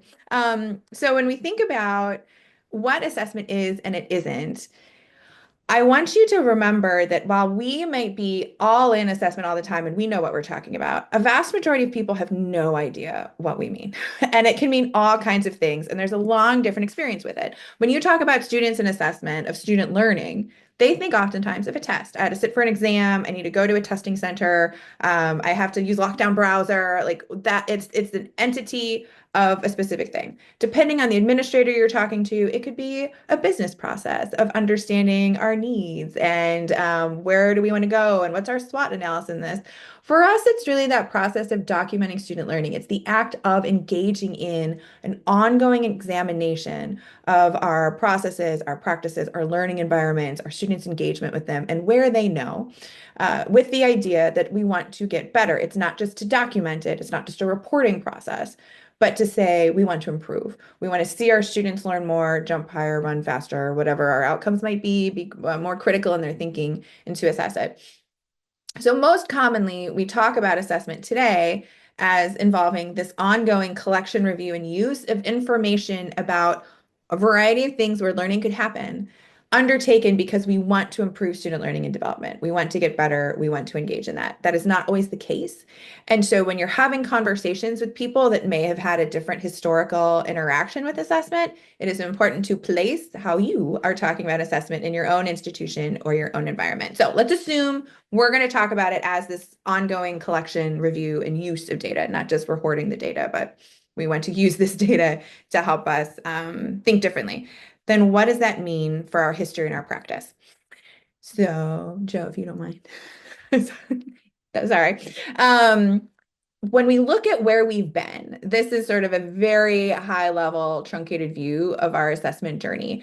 It has been often told from an external accountability and assessment piece. And I would invite you to go and look at what we've put together in the text to understand the larger arc that's embedded originally in faculty decision making and that piece. But for our purposes, as the people that have to gather information and report out to others, assessment as we know it today really kicked off in the 80s, where states started going, you know what, I want comparable information across institutions to understand who's good and who's not, or who's doing well and who isn't. In the 1988, that led to a U.S. Department of Education, Secretary Bennett at the time wrote a letter saying, you know what would be kind of cool if regional accreditors take a look at like student learning outcomes assessment. They should check that out, which kicked off then in the 90s, accreditors trying to figure out how do we require plans to assess student learning. Let's ask institutions to tell us about their process. So institutions said, I will make a plan very quickly. Here's my plan, accreditors. And then in the 2000s, accreditors were like, awesome. How's that going? How's implementing that plan working out for you? And institutions were like, you wanted me to actually implement that? I'm so sorry. I thought you just wanted a plan. Let me real quick and get some evidence of that in place for you and hand it off. In the 2010, we see the then movement to, if you've been implementing this in your practices, we should see evidence. What's the evidence that you have of it? And institutions sort of went, you wanted results like across everything? Hold please, we'll get back to you with results. And then sort of where we see ourselves now is a request for this to be integrated and embedded ongoing engagement across our institution within programs where these things are systematized and happening at levels. Part of this, though, is we have a history that we responded to external pressures. Peter Ewell talks about this in the accountability improvement tension, and then tried to change those processes to be improvement oriented when they were designed and not intended for that in the first place. So there's a very truncated history for you. The next slide talks about what this has led to in some of our practices. So that history leads to these mythical requirements that people hold very dear that are not written anywhere per se, which is there's one way, the one way that's the right way to go about assessing student learning. And so you'll hear institutions ask, tell me how I need to do it. Tell me what I need to do to get this done. Like, I just want to pass. What do I need to do to make it happen? You also hear rules like if it's a learning outcome that's not using Bloom's taxonomy, like it's not a learning outcome statement at all. It's like, no, you can use other things. It's helping thinking about what are you designing towards? How are you thinking about learning over time? You also have sometimes where they'll be like, well, you don't have the right mix of direct and indirect measures, or it has to be measured in a very specific way, and it needs to be aligned with objective hard science measures. And none of these things are correct, like in the sense that they are hard truths to which we must align our practices and follow. The point of assessment is, do we have clear reasons why we go about engaging in what we do to look at student learning and understand how to use that information to make choices in the future? There's a myriad of ways that we can go about engaging in that. It's more of an open path than it is a closed off path. So what does this mean then for our history, our purpose, and our structure? What it means is that this history of accountability is a huge part of the structures and the purposes that have been driving our work in assessment. So if I've believed that my role was to give you in a report so you could go submit it, if you want me to suddenly do something different, I'll go, well, that's not what assessment is. Or I didn't tell you about that because I didn't think that's what you wanted when you were asking me things. Or you can have many different ways that people think about assessment. The longer you've had someone there, they'll be like, I remember back when we had e-portfolios and that didn't work. Or I remember the first iteration of Gen Ed, or when we had to write institution learning outcomes and nobody read them or used them. So I invite you to, as you think about where you are with assessment and where you want to go, to consider the history of assessment at your institution. Yes, there's this larger view in which assessment sits, but within your institution, there's also a history of engagement and work with it as well. So think about, how do we end up here? what was done before, how was it framed, so you know how to reframe something moving forward, and what do people believe about assessment for what it is and what it isn't. So if you want some big questions to ask yourself on this as you're going about your work, really be clear, if you can, about what is the purpose of your assessment process or practice. And I ask that not to say what's your written down purpose, but what's the purpose that people believe to be true? Because we can have something written in a guidebook on how we want people to engage in assessment. And they're like, yeah, they just write that, but that's not what they mean. They actually mean it's about X, Y, and Z. And then how does that purpose inform the implementation structure of your organization and of assessment? So let me give you an example. If we have a conversation with someone on why you do assessment and they're like, we do it for reporting, that's the purpose. The purpose then is external accountability to engage in reporting of assessment. How are you going to then structure organization and processes to meet that purpose? Well, there's a couple ways that you can go. One can be in a compliance approach to say, all right, well, let's just do whatever we need to do to be in compliance for external accountability, and then we've done assessment. Another can be in a measurement approach that's like, all right, well, let me really hone in on how to do measures so I can tell you the value add, or I can tell you the direct impact that we've had on student learning. So let me engage in that, which then leads to the processes and the practices we put in place to implement. So it could be, if I'm on a compliance side of things, that I'm engaged in annual data collection, because that's the process of what I consider assessment to be. So I have what I need for my external accountability. It can also be a bureaucratic structure that we put in place for who approves and reviews and signs off on these things. A measurement one could be, all right, we have a very clear data dictionary. We have standardized data that we collect. We have an instrument that everyone needs to do so we can be comparable across. And we need a longitudinal view on that, because we're not going to be able to make decisions unless we have the longitudinal data to help us from a measurement perspective. So I point these two out as just two instances of many, as a way to think about how what our purpose is can influence our approaches, which all influence our processes. So if you don't like a process, simply changing the process doesn't mean you're going to have successful implementation. You have to make sure that it's also, does the purpose and the approach line up? And how do you need to be engaging others to make changes across your institution or organization to make that happen? So I'll give you two visuals as we do this. So think about the vast majority of institutions that we saw in, say, like 2000s, pretty much, on what their assessment processes looked like is they had learning outcomes written down somewhere. People either knew about them or they didn't. They would then pick some assessments that they would use to say that we're looking at those learning outcomes. And that could just simply be, tell me which assessment you picked. Maybe there's alignment conversations, maybe there's not. We then had to gather information, package those results, and submit those reports. And then you're moved on with your day. And it was this very reporting-based structure. And then suddenly there's all this bemoaning the lack of use. And you're like, I'm not surprised. That was never part of what we built this structure to do. We built this structure to submit reports, not to that was the use of the data, was for the reports. And so if you want to say, let's add use to something like this, it becomes part of a reporting form. Tell me how you use the data, not what would it look like if we actually had a purpose of data use in our assessment. How does that change our structures and processes and practices? Let me give you one more example. If we think about now, I think there's a bigger movement, especially student affairs and academic affairs, have been having different conversations on assessment to say, this is actually a student success issue. We need to name the expectations that we have for student learning. Students need to know, they need to be transparent about what you're getting from this experience, why you're learning it, what you can do. You can talk about it to an employer, all of those things. So I'm not only setting an expectation, I'm telling the learners what you're going to get from it. I'm then looking at actual student work in the classroom, in credit for prior learning, whatever that may be. I want to see the evidence of the learning. And then I'm determining where you are on your journey of getting to that learning. So I can then strategize with you, how are we going to get you there? So the idea is then everyone's going to get it. It's not like, well, sorry, you got there at the end, but you didn't have the learning that you were hoping for. We'll make changes for the next group and head on in that direction. So I just want you to keep in mind, I know this was a rocket run through some ways of thinking about assessment, is that we jump to the doing without thinking about where the doing sits. And I would invite you that before you want to get into any doing, you need to understand the contextual environment for it, because anything that you want to start to change at it, it's not just changing a form. That process is connected to all of these other pieces. And so what do you need to change and how do you need to think about it? All right, Joe. Thanks, Natasha.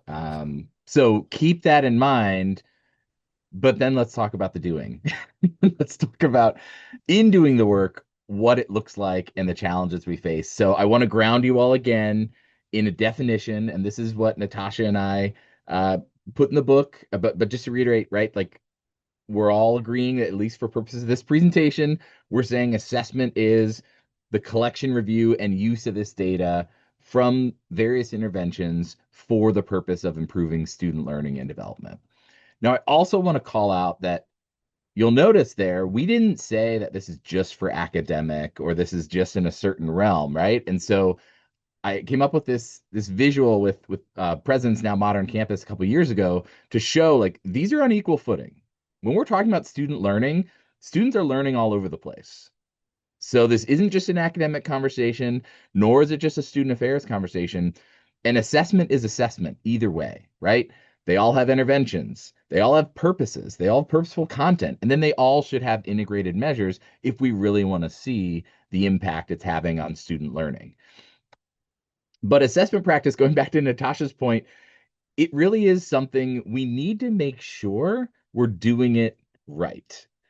And so when I say that, this is what I mean. Assessment should be meaningful. It should matter to the people that are doing this work, right? It should also be impactful. It should lead to change. You're not just following that cycle to have a report and put it on a shelf, right? You're doing this to learn something, to then make a decision, double down on something, spread good practices. But the work should also be manageable, right? We shouldn't be taxing ourselves so much for something that, especially if we're not using it, right? So whatever our approach is, it should be manageable. And I'll tell you, across all the accreditors I've worked with and a lot of the assessment literature I've run into, I have never seen an instance where they say you must assess everything, every single thing, all of the time. It's just not put out there yet. Sometimes we feel that burden and we feel like we have to measure everything all of the time, but that's just not manageable, nor is it sustainable. The next piece, though, is that it should be informative, right? Because assessment is not just a process. It's something that we should be looking at to answer questions we have, but it should also generate inquiry. It should lead to new questions, right? We're getting certain questions answered, but then we have new thoughts or wondering, well, that solves that problem, but what about this other one? So assessment should be giving back to us in that way. And lastly, assessment should be robust. One of the reasons why I love assessment so much is it had so many beneficial byproducts and applications to so many different other aspects of higher education. And so for anyone who feels like, well, gosh, that's not the assessment I'm doing, you may not be doing assessment as well as you could be, right? Or you may not be getting as much out of the process as you could be. But also this star here, if any one of these pieces are lacking or you're struggling with them, those are things to really focus on. Going back to Natasha's piece too, well, what is our purpose? And let's think about those approaches and processes, because if we just change one of those things without the other, it may not result in moving the needle like we want to see. But that's all fine and great. There are challenges in doing this work, though. And this was a study put out in 2018 where this was a big shift. I really appreciated reading this because in 2018, NILOA had pinpointed a major change happened that for a long time, assessment was a kind of thing that we just hoped people turned it in. We just hope anybody engaged, right? And I remember that early in my career, people were like, well, just be thankful anybody's doing it. Don't even think about the quality or application of it. But what I loved about this report is it said, we're in a different spot now. Everyone knows you need to do this, and accreditors have caught on and are asking for this. So no longer are we celebrating that people are turning in their report. Now everyone's turning in their report, or at least way more people are. I know some people may still struggle with that. But now the change is, are we being effective? Is this meaningful? Is this leading to anything? And there's a lot of things that can complicate that. Chief among them, lack of experience, right? This is one of the things that is not a secret and people should not feel bad about. Your typical faculty member is not learning about assessment as part of their academic journey to become a faculty member. They're learning about their discipline, right? And we still operate in a higher ed environment where, for the most part, we prioritize discipline knowledge over teaching and learning scholarship knowledge, right? Where you're a chemist, great, you're going to teach chemistry. Oh, you don't know how to teach? We'll figure it out along the way, right? Unfortunately, that's still the higher ed model for the most part. And so if that's our reality, then yeah, them knowing this nuanced aspect of assessment of student learning, yeah, we know they don't know that. But since we know that, we need to account for that and make sure we're providing resources and support and knowledge so that they can gain that experience and gain that knowledge. We talked about this before too, this idea of data negligence, where people are going through a process, they're getting all this data and all this information, and then they're not doing anything with it. And that's dangerous and scary. And I'd argue you would be in a much better place if you just didn't do the assessment at all, right? Because then you could claim ignorance and say, well, we didn't know how bad it was. But when you're looking at the data and then not doing something with it, that's not good. And so that's a real problem too. And I know not everyone has the power or ability to make changes. And so these are things that we need to dig into. But it's important for people to understand that they should be digging into this, right? This is a whole other aspect where people will say all the time, well, Joe, you're the assessment guy. This is your responsibility. But no, everyone who's engaging with students, right? Putting on these interventions, classes, services, workshops, individualized support, we all have a responsibility to make sure we're having the intended impact we had hoped for, right? And knowledge is a change in somebody's skills and behaviors and abilities, right? And so it looks different, and we all should want to know and evidence those things. But, people can feel like, well, it's not my responsibility, so I'm not going to be the one to dig in there. And so I did want to also, this got funky. I think we just did we just trim some slides here, Natasha? I didn't take any out of this one. Okay. Hang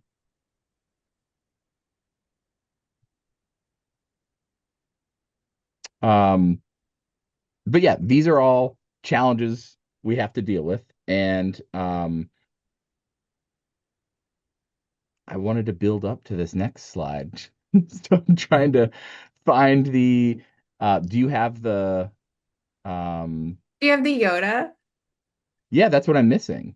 This is the Yoda. I can totally see the Yoda. What happened to the Yoda? You want me to share the Yoda? Yeah. I'll share the Yoda. For our Star Wars fan, I didn't want you all to be cheated on this next piece. Oh, I'm sorry. Let me make it slideshow. There we go. Thank you. Sorry for the brief interruption, but we're back. So the last piece here is apathy in action, right? And so even when people are engaging in this work, they rightfully will say, well, this just goes in a black hole, right? I turn in my report, nothing happens. And that's a problem too, right? I'm not making excuses for that, but we need to acknowledge those things. So then as we look forward, on the next slide here, again, we know these things exist. We know these are not unique to a certain institution. So also, please, please, please, can we stop making excuses of, oh, well, my institution's really unique, or my circumstances are so unique. They're not. They're not. Yes, there are very nuanced things about your specific, work experience because you are a specific individual. And so, but when you really get down to what the problem is that's happening at your institution, it's not unique, right? These are the things that many institutions are dealing with. So I don't mean to burst your bubble, but that's where we are.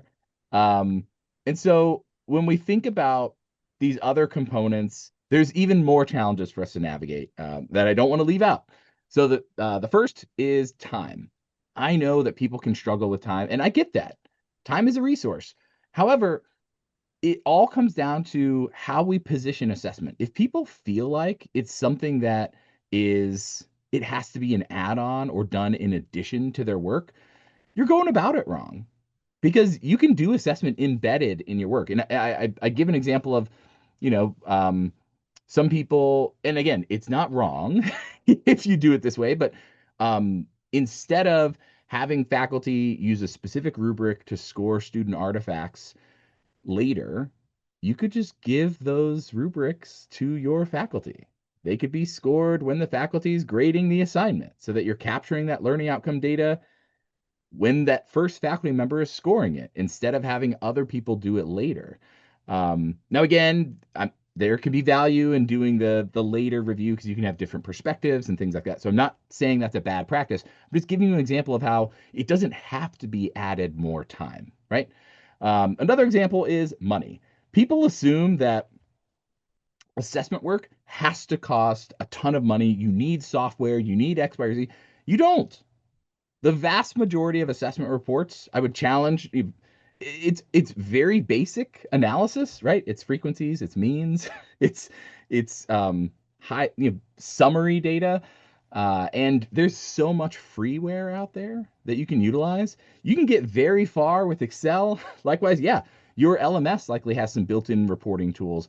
And if you spend the time, there's freeware like R statistical software that you can use and do some very sophisticated dynamic reporting capabilities that, again, you don't need special software and investments in those things. And again, the last one, I just would reiterate, I know that knowledge and experience around assessment can be a barrier, but again, we can address those things, especially if we acknowledge and know those are problems, right? So as we look forward, we need to make sure we are picking the right tools. Okay. So, because that goes back to that is, if we have such a narrow focus on what assessment has to be or what it was done in the past, then we're really constraining ourselves. So be open to picking other methods and other options and approaches to this work, because that may also allow you to overcome certain barriers that you're facing. And the next piece too is we need to step back a little bit and not be so focused on our discipline, our intervention, and think broader, because that's where we can really collaborate with others on campus, across campus, to see how what they're doing, they could help with our data collection. They could be involved in our process. So then again, as we think about these constraints of time and resources and other people, you can leverage others who already have a vested interest in this aspect or already have a goal, or you can ride the institutional momentum around what we're doing. But perhaps, one of the biggest challenges of all is this last piece of, unfortunately, assessment people just really need to be good at leading with influence rather than authority, because we're often put in this position where we're telling faculty and staff, here's this assessment process, we need you to go through with it. But if they really put their foot down and say, no, I'm not going to listen to you and you can't make me, the reality is they're right because you don't oversee them. You're not their boss. But we can also be strategic and encourage and talk to other leaders at the institution so that they will back up this work as being important and that they will say, you should work with Joe, right? Joe is helping lead us through an important process that we believe and we will hold you accountable to. So work with Joe, right? But we need to make sure that we get that support and we have that approach and we don't feel like that's limiting, right? Because you can be very successful in leading with influence. I've done it at many institutions. It's possible. But again, that's where you really need to put in the work to talk across campus and make sure other leaders are backing you up in what we're looking to do. I would also just say that big picture, going back to the idea of, well, why are we doing this work? And might it be accreditation motivated? I would challenge us to really think about, instead of it just being boiled down to a compliance requirement, we challenge those narratives and really, again, position it as, no, we're doing this to best understand student learning and look to improve. And if we have that betterment mindset, it can really shift not only the way we talk about, but do this work. And so this next slide is just one example, and I could give you many more, but a way of how this could look, right? So for accreditation, just about every accreditor wants to make sure you have publicly articulated learning outcomes, right? So the compliance mindset is, yep, here's the learning outcomes, they're on our website, or they're in our catalog, or here it is, right? The betterment mindset is, hey, we think it's important students know what they're learning. We think it's important that we invite them into this process and that everyone is on the same page of what we're trying to do here. And so because we think it's important, not only are they publicly available, but we also talk to students about them. We invite their feedback on this, and we involve them in these various processes so that we best understand what student learning is, right? Very different approaches, but it all boils down to the same, at least accreditation component. But that's why we're not, well, Natasha and I are arguing, we shouldn't just be doing this for accreditation purposes. And so, I hope that in thinking about that, you can imagine what might be possible otherwise if we approach this differently. And so my next slide just is hopefully your reaction to that idea.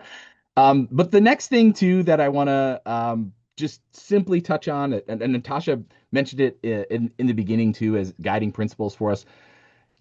The reality too is that inequity in learning achievement exists. It does at every institution, right? But what's really cool for us is it doesn't have to, right? We can be doing things to change that. We can be doing things to combat that and best understand where and how it's happening and what targeted interventions we can be making for those purposes. And so if you go, Wonka style. So if you go to the next slide, Ciji, Heiser, and I, who you all hopefully heard from earlier today, we worked earlier a couple years ago, and we identified these 5 aspects that are core to equity-centered assessment. And I'll just run through them quickly just to say that because these are also things to think about not only in your assessment work, but can go beyond that. But one is positionality, making sure we're aware of who we are, the roles we're in, and the power we have with that, and the potential limitations there, but being aware of that as we work with other people. One is agency, so that we encourage others to step into their agency and use their ability to make decisions and interact with others. Collaboration, I've touched on before. It's so important for us not to be doing this work in a vacuum, or for, a department chair, not to just be in their office and write up an entire report by themselves, right? They should be talking to their other faculty members as they make meaning of this information. Empower, again, as we look to make change, as we look to move the needle on this work, we need to recognize the power we have, the power other people have. And again, you can start to see the interconnected components of this work, because through collaboration and agency and positionality, we can then best move the needle. And the top one is a mouthful, methodological diversity, but it's also just underscoring that we don't put all our eggs in one basket, right? That we don't just only look at the capstone experience of a student. If they learned right before they leave, they're good to go, because that assumes that their learning trajectory was a steady upward slope. Whereas it could have been like this, right? With lots of peaks and valleys. And we need to understand the differences between those. And the only way to do that is have multiple measures, as well as hopefully different types of measures to make sure we're capturing the richness of learning that could be occurring. And I would say, while that's a thing Ciji and I came up with, we also mapped it to the principles of good assessment practice, which has been going now for 30 plus years and is still very relevant. But you can see by the color coding that these principles of equity-centered assessment are still baked and embedded and related there. So for any folks who, again, this idea of time or added work, to have an equity-centered approach does not really involve you to do more, because it's already part of these core principles of good assessment that we've been pushing for decades. So now Natasha and I are going to start talking about the future, right? So hopefully we're not too bummed out by challenges and realities that we face in this work that we're doing, but we can start thinking about where we go from here. And so I'll let Natasha kick that off. Sure. So I'll just say a couple of things, and then Joe, you've got some really good points that I want to make sure we have time for. But I would just reiterate that the future direction of assessment is one that we're doing with students, not to students. We created processes for institutions and structures, not for people. And there's a market shift happening to more humanized assessment, to really elevate the person-centered nature of assessing student learning, the student as an active participant in that process. And I think that is a direction that I as we're thinking about ensuring our structures and our what we're doing and the value of our institutions of higher education and our work and learning, the more that we can put students as an active participant in this work, the better we're going to be. Because I would remind you that the where we ended up now are based on choices that we've made, but they're choices we made, which means we can make different choices. We can do things differently if we want to. That's something that we can do. We can get institutions to agree. We can make things move on that. Just like sort of we create the product that we hire in faculty. We can do that different. It's a matter of how do we get a priority on it and get it to move in all of that direction. The other thing that I would help try to you think about in the future of assessment is as all of the like unbundling of education continues to happen and students want more bite-sized pieces of things and coming in and out and the role of micro-credentials and credit for applied learning and all these other conversations unfold. Keep in mind that as assessment people, you are at the center of all of that because all of those things are based on the currency of evidence of student learning, right? If I'm a student and I leave and I learn somewhere else and I'm coming back in, where do I fit into the trajectory around this space?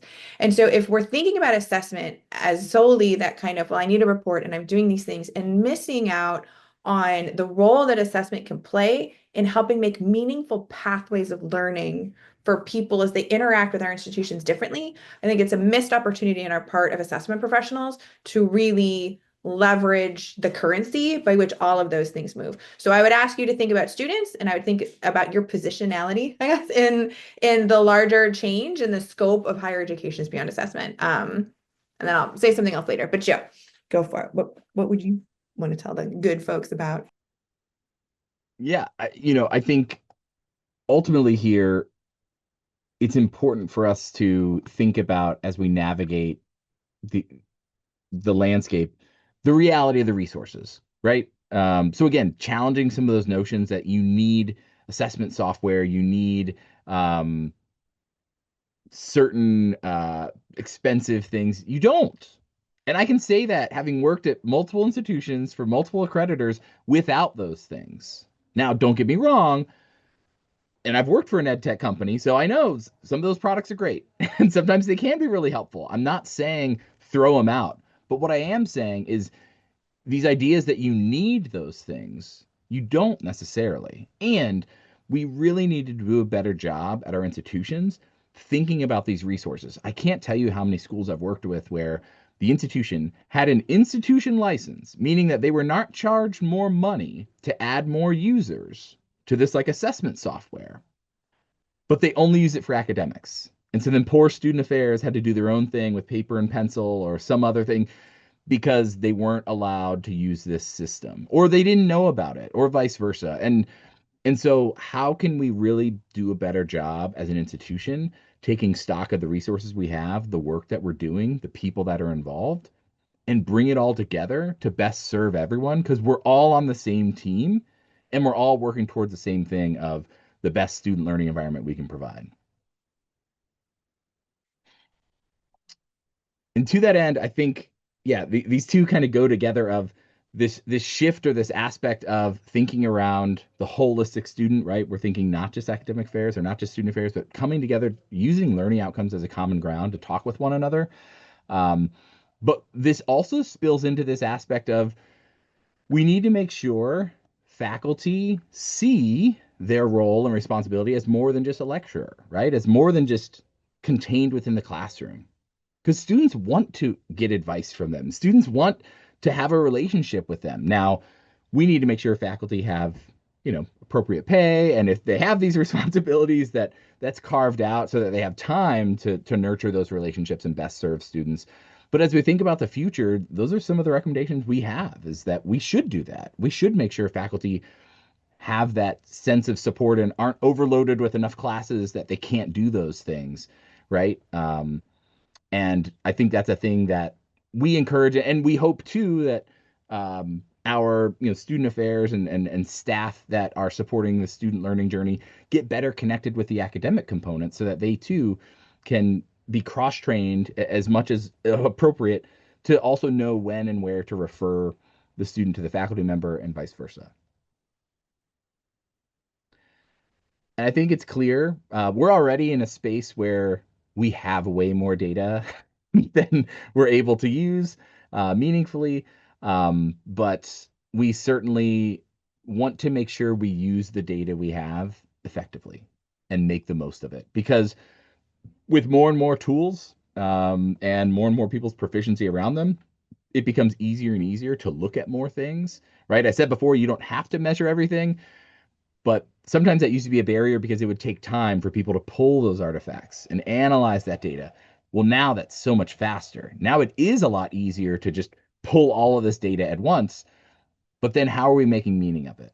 Because again, if you're then putting it all there, are we able to digest it and meaningfully think about what to do with that? Because otherwise, we just have a fancy dashboard, but faculty are still just, not sure how to make sense of it or get their arms around it. And we talked before about fidelity in terms of the sense of responsibility of who's involved in this work, but we really need to get better as we think about accountability around this work. And I would also say that accountability can be positive too. It's not all punitive. It's not all you didn't do this, finger wag. It can also be recognizing the great work people are doing, their involvement and their accomplishments in this work, celebrating it with assessment awards or achievement awards and contributions to moving the needle, student success at the institution. But there's also, there is that reinforcement accountability of making sure people who should be involved in doing certain steps in this work are doing those things. I just want to throw in one other piece to what Joe was saying. So as he was like inhaling, I was like, throw it in. Sorry, that I do not underestimate the power you have as an assessment professional to craft an institutional narrative. That is, I think, an understated part of what we can influence. And as we think about, how we use evidence to tell our story, how we talk about why we do the things that we do as an institution or a program or an entity, or why we have certain offerings for folks, the role that you have to help craft, shape, understand, and promote who we are as institutions and why we do the things that we do, I think is an under-tapped part of the work. And while if we think reporting, we can sometimes miss the narrative arc of what we can tell and what we can do, and with the unique perspective from how you see as an assessment person. So sorry, yeah, go ahead. No, all great points. And we just had a couple things to leave you with, some, big questions, big aspects as you're thinking about the work you're doing, again, to reflect on purpose. Again, it can be as simple as, do we have the right learning outcomes, right? Are we all clear on what we're hoping students will learn and what students want to learn and experience? And then as we think about naming our barriers, let's do that, right?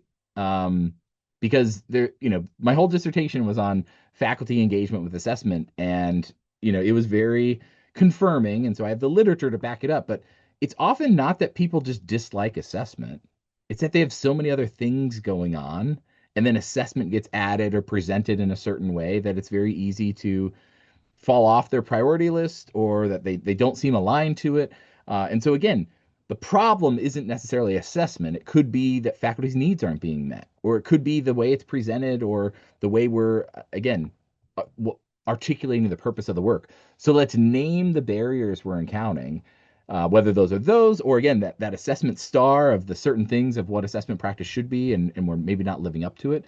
And then think about how we can change that, right? How we can do capacity building, how we can make it more meaningful, how we can involve other people into the process.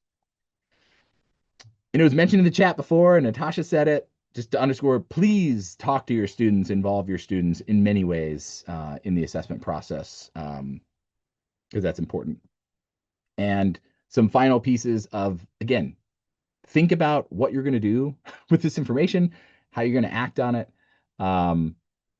what stories you're going to tell. It's just some final strategies to act.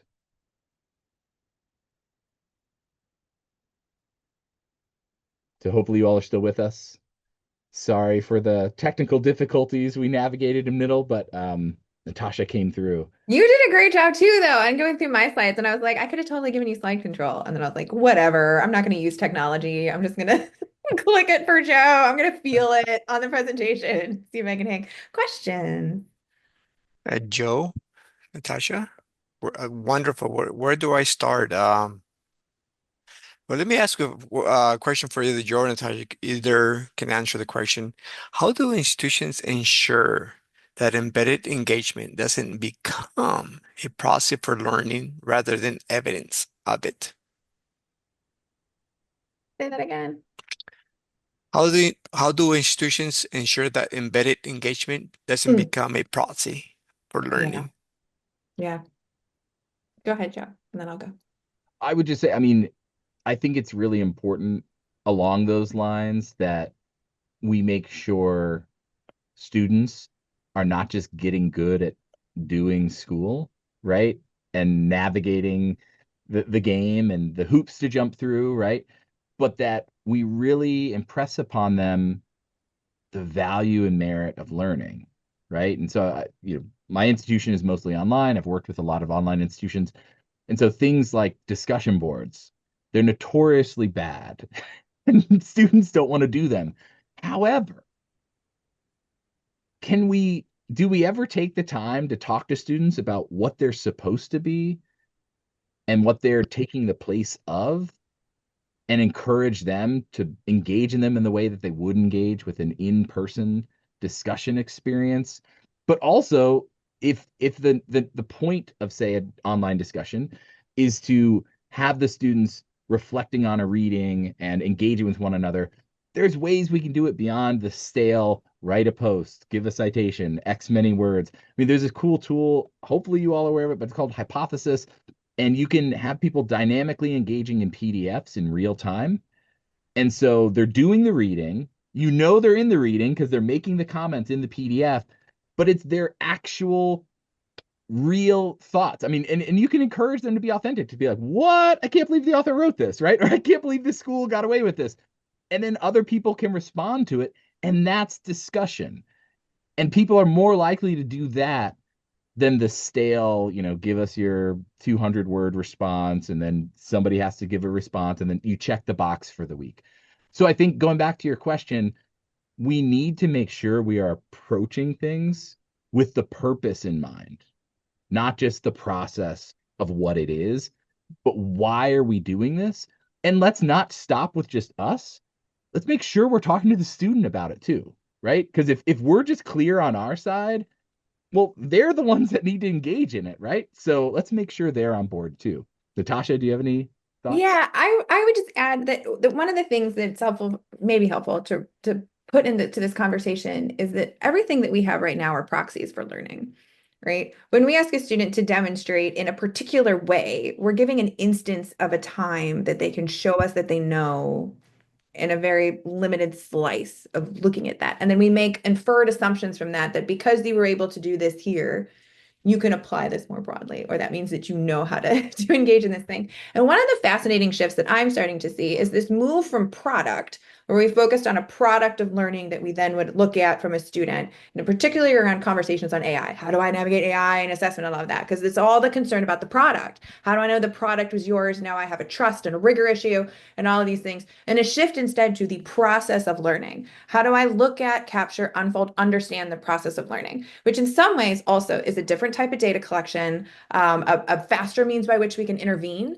Should we see in the learning process you're veering away from, and recenters learning objectives and learning outcomes in a very different way to help us think about, well, why am I asking you to do this? Why did I do this product? And when we had certain places where someone would say, I need you to do this because it's the learning outcome for it. When you say, well, if you don't have that product, do you have trust that they've done it? And they're like, well, I don't know. I mean, I just had them do a presentation because it wasn't an intentional part of our educational design. And if it wasn't an intentional part of our educational design, then the larger argument is, can you actually infer things about learning related to it and how all this plays out? So I say all of that not to be like, it's an existential crisis, and did we design for it? And can we say that they've learned it? And instead to go, when do we actually really need to see product, output, evidence? And when is process of learning and engagement in that learning process part of what we're going towards on a journey toward product? So if I need you to understand how to think about, engage in your learning, to think about how you think, to think about how you write, to think about this, to then enable you to perform and present and show me that you know in this way, then our assessment should be different. in how we're thinking about it in those spaces. But often if we go to, I need to just know where your assessment is, how you've mapped it to this, and all that, we lose that distinction between where are we putting in places to help students move on a learning journey and understand it that are more engagement in a learning process, which is a very different type of data than a looking at a product of learning as it comes out. And I don't know if that's a helpful way to categorize or think about it, but I do think it leads to a very different type of conversation. And so I would say for some of the things that Joe and I are just saying here, you might be like, I don't know, that's not going to work for me. But I will say, if you come at it differently and you can disrupt behavior patterns, you can get people to think about their practice in a different way and open up different kinds of conversations, than if you just sort of reinforce the ways that we've talked and thought. So take what's useful to you, disregard what's not, put into your back head things that you want to do in a couple of years, like in the longer journey of the arc of getting conversations and things going on your campus. But I do think product process is a good distinction to think about in some of these spaces. Thank you, Joe. Thank you, Natasha. Jarek? Well, yes, excellent, excellent, as always, presentation. Since you were talking about students, we had a really fantastic student panel just yesterday during the symposium, and I tell you, they really did tell us how it is. We just can't be building our institutions without considering the public that we serve. That's just disservice to everybody who is interested in building anything around higher education or education altogether. So it was very revealing, and we just need to continue having those discussions, this direct connection with students. So thank you again, Joe and Natasha. Gosh, this was just fantastic way to close the symposium. We are really grateful for your contribution. It's always a pleasure to hear from you. As far as our wrap up here, we normally kind of like, we would like to hear from the audience if there is anything that we could change, do differently. Again, I'm grateful to our colleagues from Fresno City College for running the whole technology part, the interface. I think it's just worked flawlessly. You guys didn't have any issues, right? Connecting or projecting or anything like that. See, it's just fantastic. The lobby has been great. We are getting a lot of very positive comments about that. So we're just very happy that it all went flawlessly. It really did. So we are just very happy. Anybody else in the audience? Those people who are still there. Any final questions, comments, thoughts, suggestions? Anyone who would like to speak anything? All right. Susie and Enrique, guys, couldn't have happened without you. Susie, do you mind telling us where to find the recordings maybe again one more time, if you don't mind? Yeah, I'm dropping it in the chat right now. Okay. So the event lobby will be open for the next 6 months.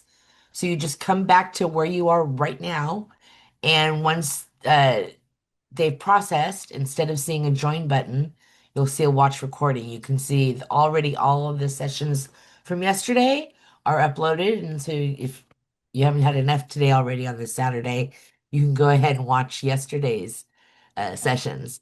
I will be downloading them, and as I do, I'll be uploading them to Professional Development at Fresno City College's YouTube channel, which I've dropped that link into the chat.